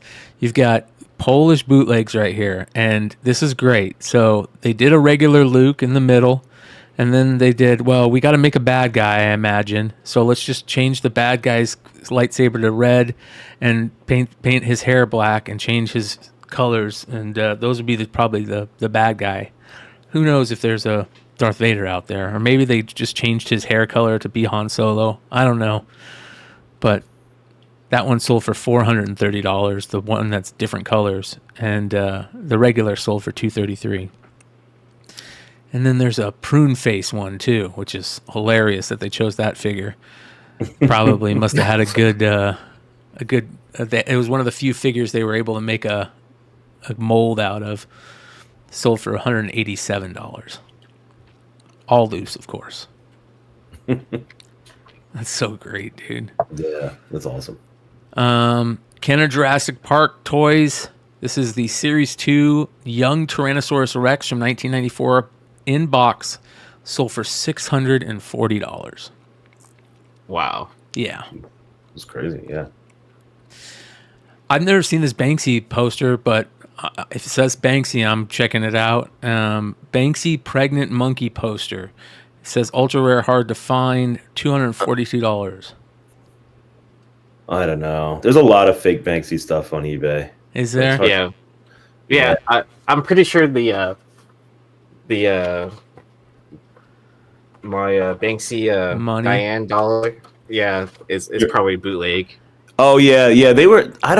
That's the thing. Like, I don't know if he was doing those for real or not, but I know because I got one too. He did them for real, for sure. Oh, did you buy one too? Yeah, back then. I think after remember after he did Dismaland, like a lot of stuff started listing on eBay and stuff. So I grabbed some of it off of there. Did you get a letter too with yours? I did. Yeah. Okay, cool. We probably bought from the same. Yeah. Yeah. Yeah. I mean, especially like exit out of the gift shop too. You saw how much he had printed too as well. It's not a rare item.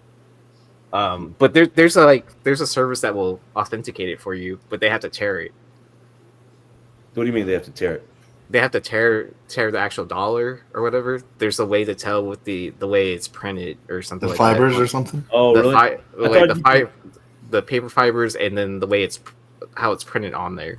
Oh, I thought there's a thing called pest control that Banksy has, and you can, from my understanding, you can take pictures of the item and actually get it authenticated. Or if it is authentic, then they'll charge you, and then they'll send you a certificate. But if it's not, then they won't charge you for it.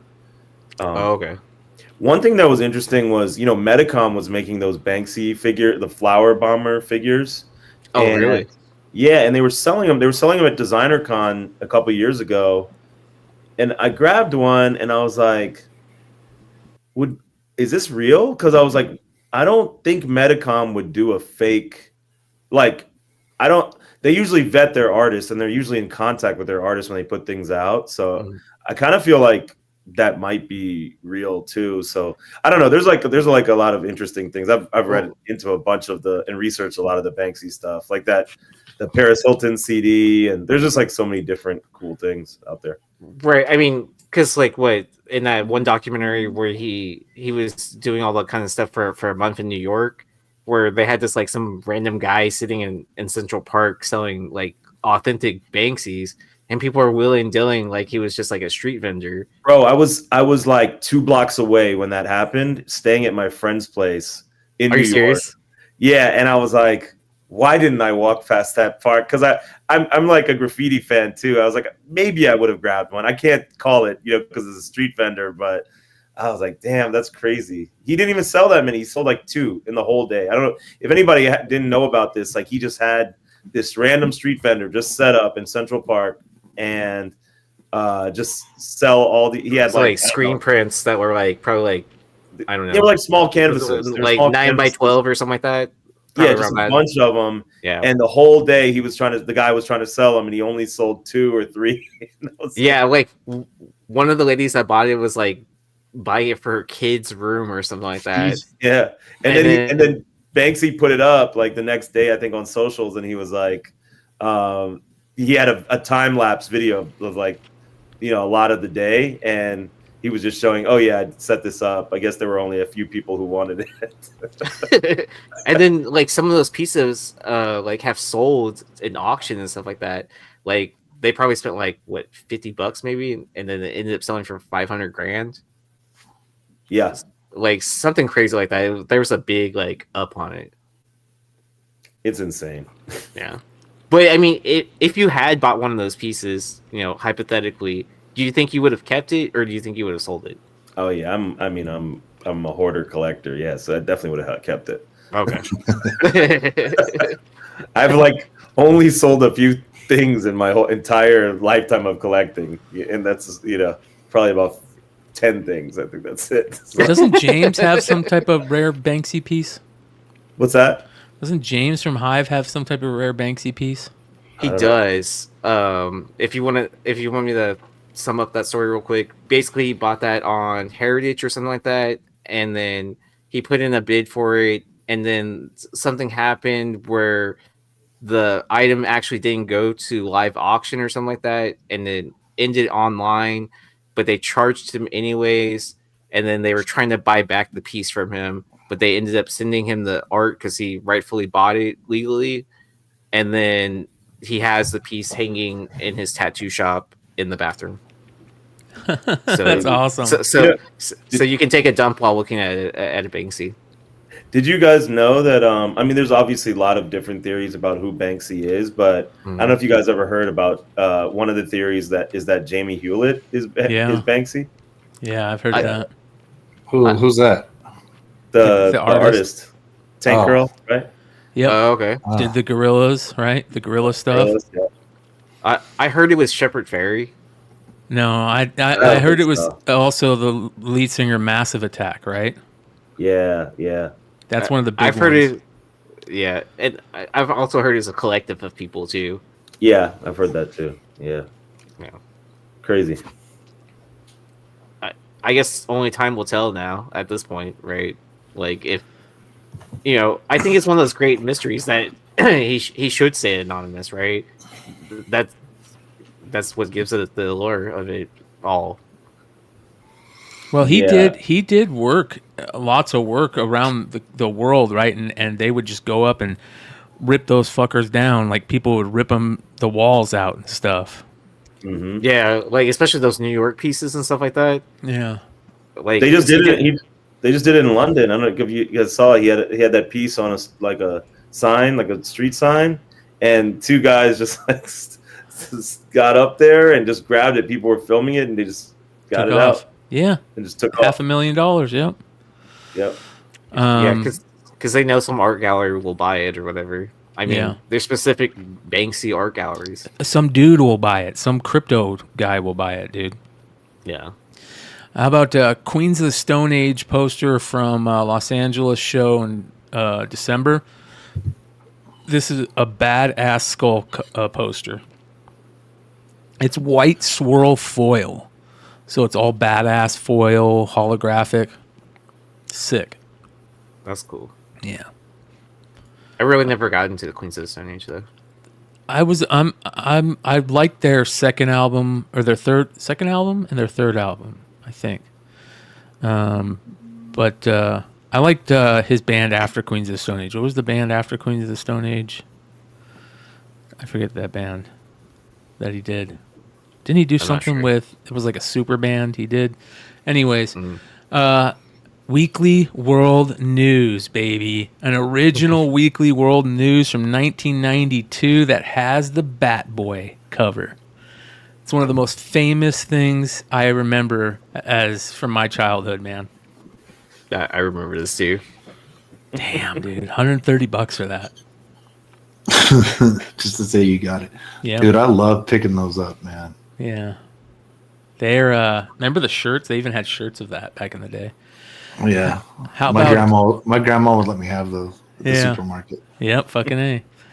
Vintage 1991 Mario Pepsi promo T-shirt. How cool is that? Probably That's super rare. Yeah, $203. And then a sealed Game Boy. It looks Teenage Mutant Ninja Turtles 3 Radical Rescue, sold for $5,600. That's crazy. Yeah. Next, we've got a 2000 Upper Deck SPX football hobby box sealed. Now, here's why I'm talking about this. In 2000, that's Tom Brady's rookie year. Very few products had him in it, but Upper Deck did. And you have a better chance of pulling a Brady rookie out of Upper Deck than you do out of Absolute or playoff, out of the playoff stuff or the Panini stuff. The SPX rookie looks good. It's a sweet card, and it's not one of the signed or autographed ones, so they're more prevalent. And man, $2,000 to take a shot at a Brady rookie. I feel like those are going to drop, but I mean that probably used to be 3 times that. Yeah, that's pretty cool. I kind of want to look at the price of that card now. Yeah, Yeah. I like the SP Authentic and SPX Brady rookies. I also like the.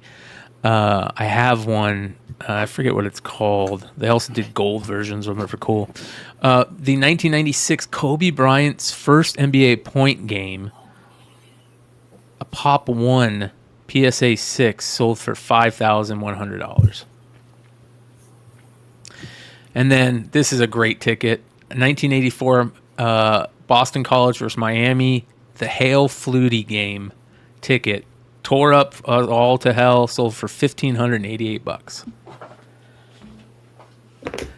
So, and then we got a couple more here, some of the better ones. This Strange Stories from Another World number 4. It was a 3.5, sold for $312. I love this cover, dude. Look at that. Oh, that's great. Yeah, that's cool. Damn. Just badass. There's the back. So a 2000 SPX Tom Brady rookie. PSA 10 sold for $12K. A 9 sold for $3K. There you go. PSA 9. Wow. So, I mean, that's a pretty good gamble, honestly. Yeah. I mean, from a box like that, you probably get more than one, right? Potentially. I mean, you have a chance, but I doubt it. But you have a chance. Yeah. You do have a chance. Yes, you have a better chance with that card because it's. So what they did with players in SPX and SP Authentic is the rookies either had their autograph and a piece of patch or just a regular card, and they were numbered to like $6.99, $2.50, and $9.99. So the ones that were numbered to $9.99 that didn't have an autograph or a patch, they were more prevalent. Yeah, usually. his rookie's out of 1350. There you go. What it looked like. Yeah.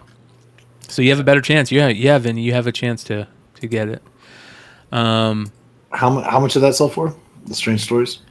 The Strange Stories, it sold for like $300, bro. Not bad. Yeah. Next, this Sparkle City Comics had a run of these Bullseye comics, and it's early Simon and Kirby stuff. Look how gorgeous this cover is, dude. Look at that. wow. That is freaking beautiful. It's got a date stamp on it. January 12th, January 25th. And it says it looks like 19. I don't know what the 3 is. Maybe that's a 5. I mean, just beautiful front cover. Sold for $360. I will try to I might have to check out this run. Even says another Simon Kirby smash hit. This was later in their career that they went to Charlton, right? Yeah, 55. Yeah, 55, yeah. Still dope.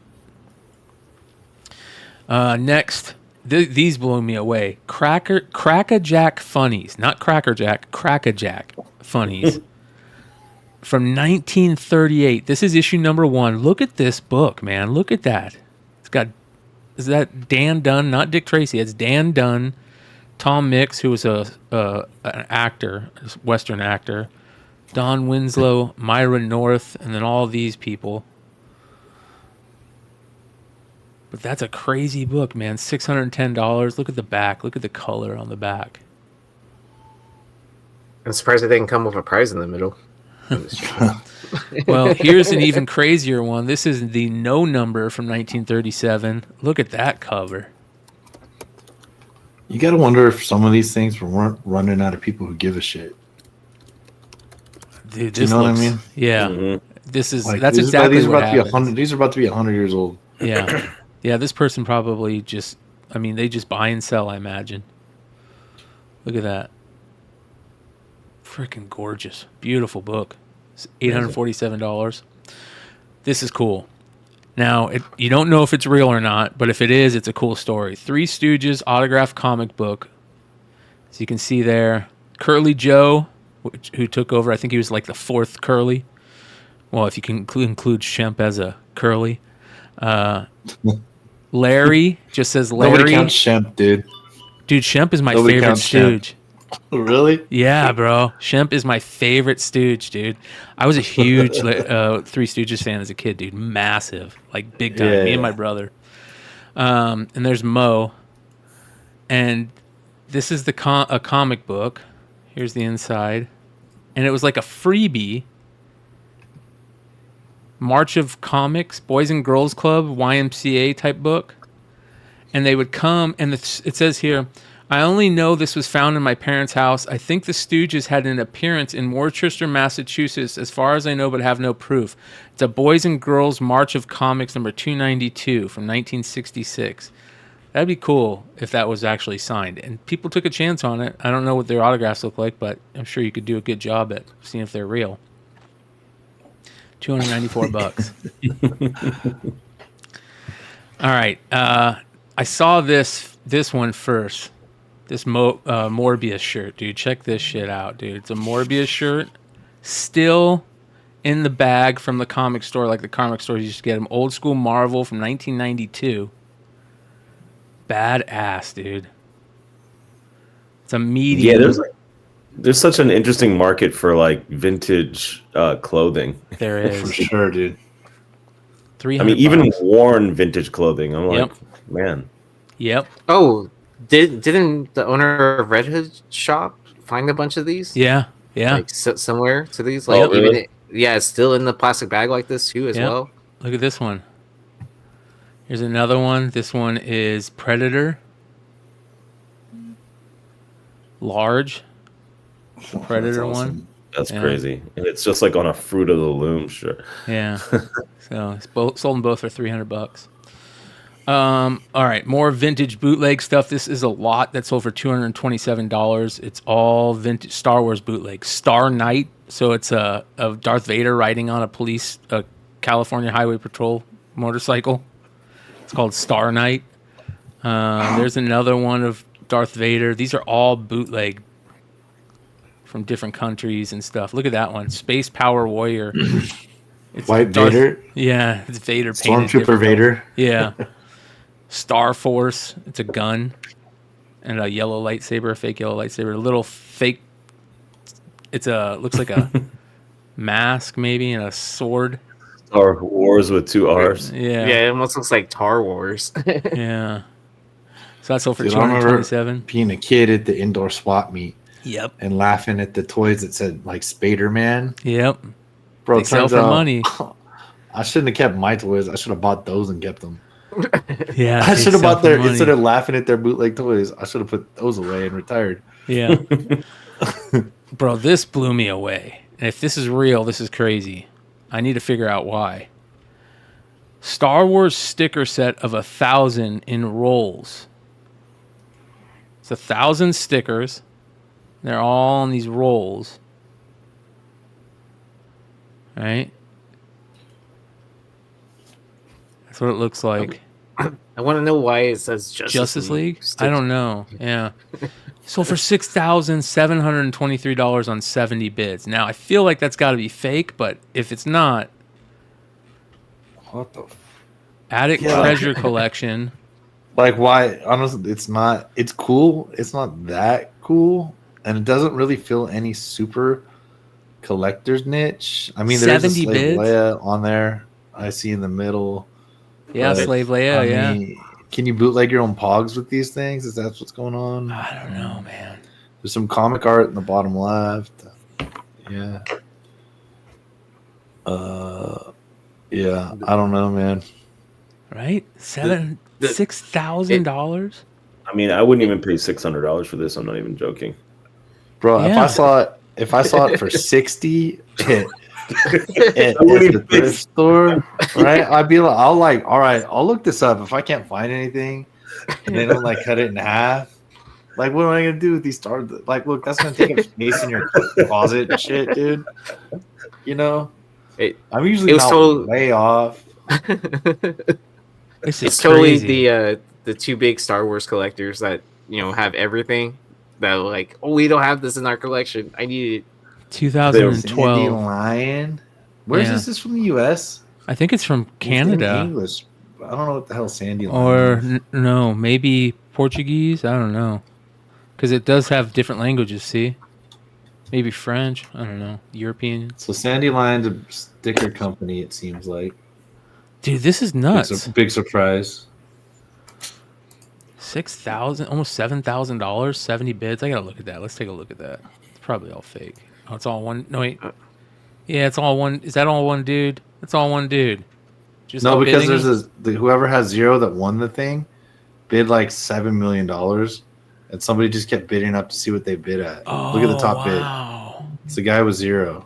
Oh my god! So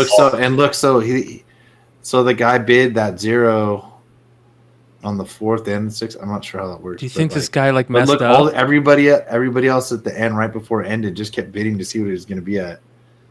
This gotta be fake. Right? Yeah, Zero. Well, I just want to know how many like cartel hit lists we're on for exposing money laundering. Just out I of told you I curiosity. wouldn't pay $60 for this shit, dude. Yeah. It's like, oh, I just found it on Amazon for $5. Weird, dude. Check this out. $12,000. Yak face, Power of the Force, last 17. Rough, tough, crazy figure to get. A mint on card, AFA 80. It's the French version. Is it the French or Canadian? I'm not sure. But tough figure. From the famous Power of the Force run. Canada, yeah. Canada. AFA 80 Canada. Sold for $12,000. And then finally, I wanted just to take a quick look at some of the crazy ticket sales that sold. This is 5 tickets of Yao Ming's first game. Sold for $800. Oh, that's cool. Yeah, they're all full except for one. You've got Tom Seaver's no-hitter from 1978, sold for $214. Just the other day's national championship ticket sold for just under $1,915. That's kind of awesome. Yeah, Sammy Sosa's debut sold for 2 tickets for $435.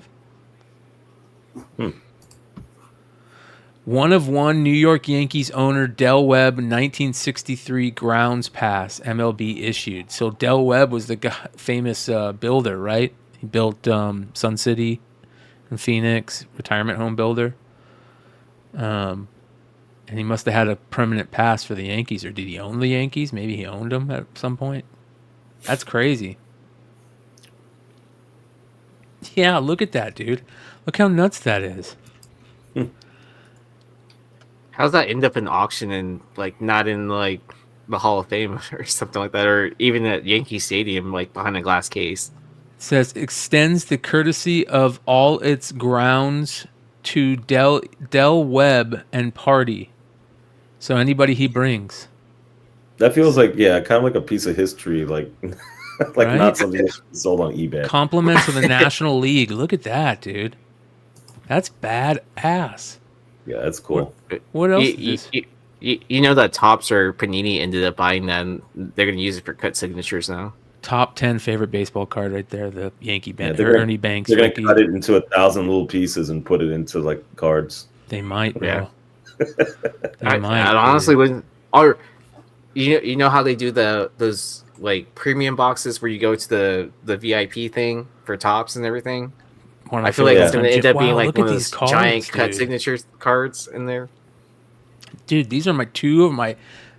I've seen 3 of my already top 20 favorite cards of all time. This Jim Brown 59 and this big man on court Jordan. See, I would have thought you would like the Dunkin' Donuts card. I love that one, Dunkin' Go Nuts. Yeah, Go Nuts. Yeah. So look at that. I mean, this person might. Oh, look at that, Mac Jones, black and white checker. Too bad Mac Jones never fucking panned out. That card would have been nice. Anyways, let's go back. Brian, check the link I just dropped. You can open on screen if you want. I called it, right? Whoa! $5. Oh, there's another listing for $5. Instead of posting it right there, it's like $5 shipping. I was just gonna buy it and show it to you guys next week. That would have been hilarious, bro. That would have been so. And I was funny, like, honestly, I'd rather have the $10. Yeah. You wouldn't even pay the $5. Yeah, that would have been hilarious. Pay $5, which was $60. What are you talking about? I'm gonna buy it for $5 and then list it on eBay for $7,000. John Smoltz debut. I wouldn't rip people off. I just put it up for like $1,000. Fuck, man. Royal Rumble from this year, $200. Pat Tillman last game. Wow, that's a cool ticket right there, bro. Well, 2000 like Pat Tillman's last game, dude. 2002. Right after. Wow, dude, that's freaking awesome. Played January 6, 2002. I'm surprised you haven't bought the ticket for the pitcher that pitched the no tripping balls. Yeah, that would be awesome. I'd love to be able to find that. Tiki Barber's first game. Gary Payton's debut, $400. Ernie Banks 500 home run, 760. That's kind of cool. I mean, look how much these tickets are selling for. This is unbelievable. Nolan Ryan's 300th win game, full ticket, $224. Jeter's, what is this? 10 Yankees tickets. Kobe Bryant 81-point game signed by Kobe for $1,000. Yeah, these are crazy. Wayne Gretzky final goal, $1,500. These are all Super Bowl tickets. That's the Giants, Ravens. Yeah, I mean, when you think about it, it's really not probably a lot of tickets out there. Like, you know, for a lot of these moments in history, like people, unless you were really a ticket collector or somebody who was really attached to that game, you probably weren't going to keep this stuff. Yeah. I mean, look at this. New York Jets at Cincinnati Bengals game in 1984 sold for $330. First, Derek Jeter's first home run, $399. Mm-hmm.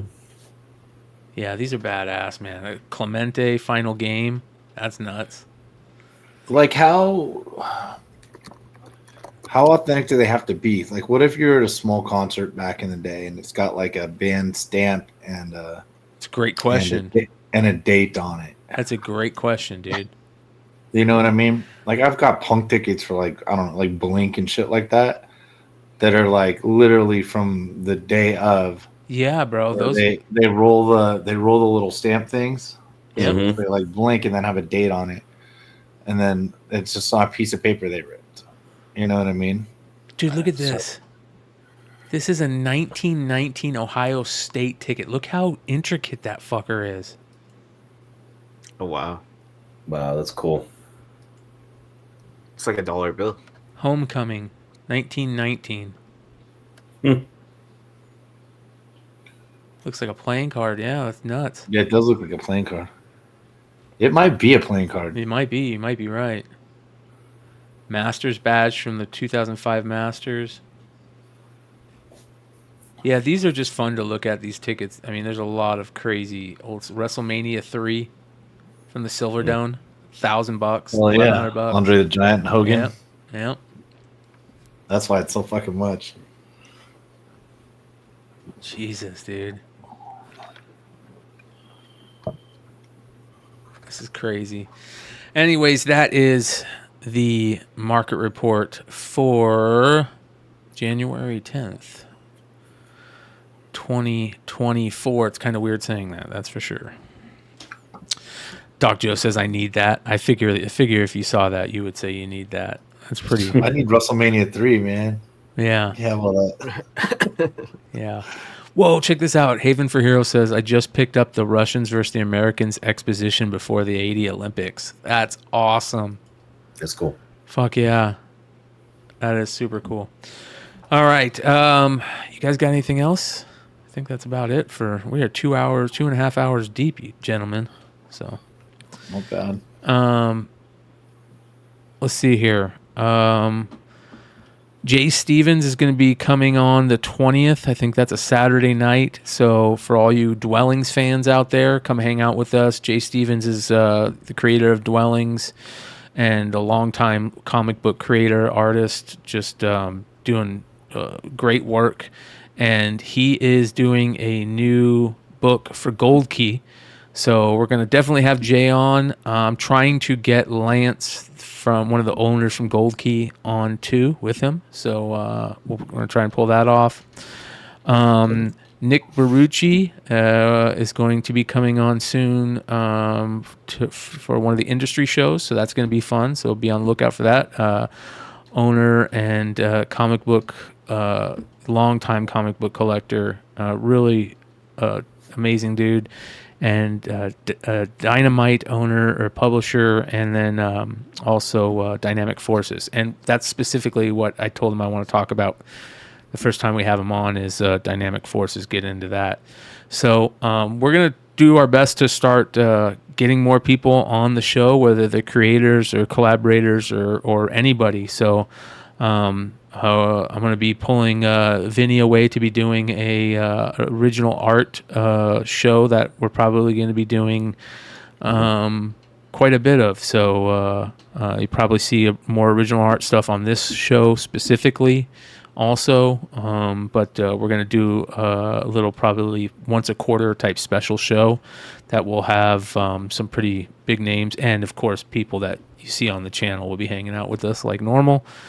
And a lot of fun there. So if there's anybody that you guys want to see on, come hang out with us. If it's something that will work out for either show, let us know, and we'll try and figure it out. Other than that, make sure you guys sub up. Thank you so much, everybody, for I didn't really get to say it, but for last year, 2023 was great. We killed it.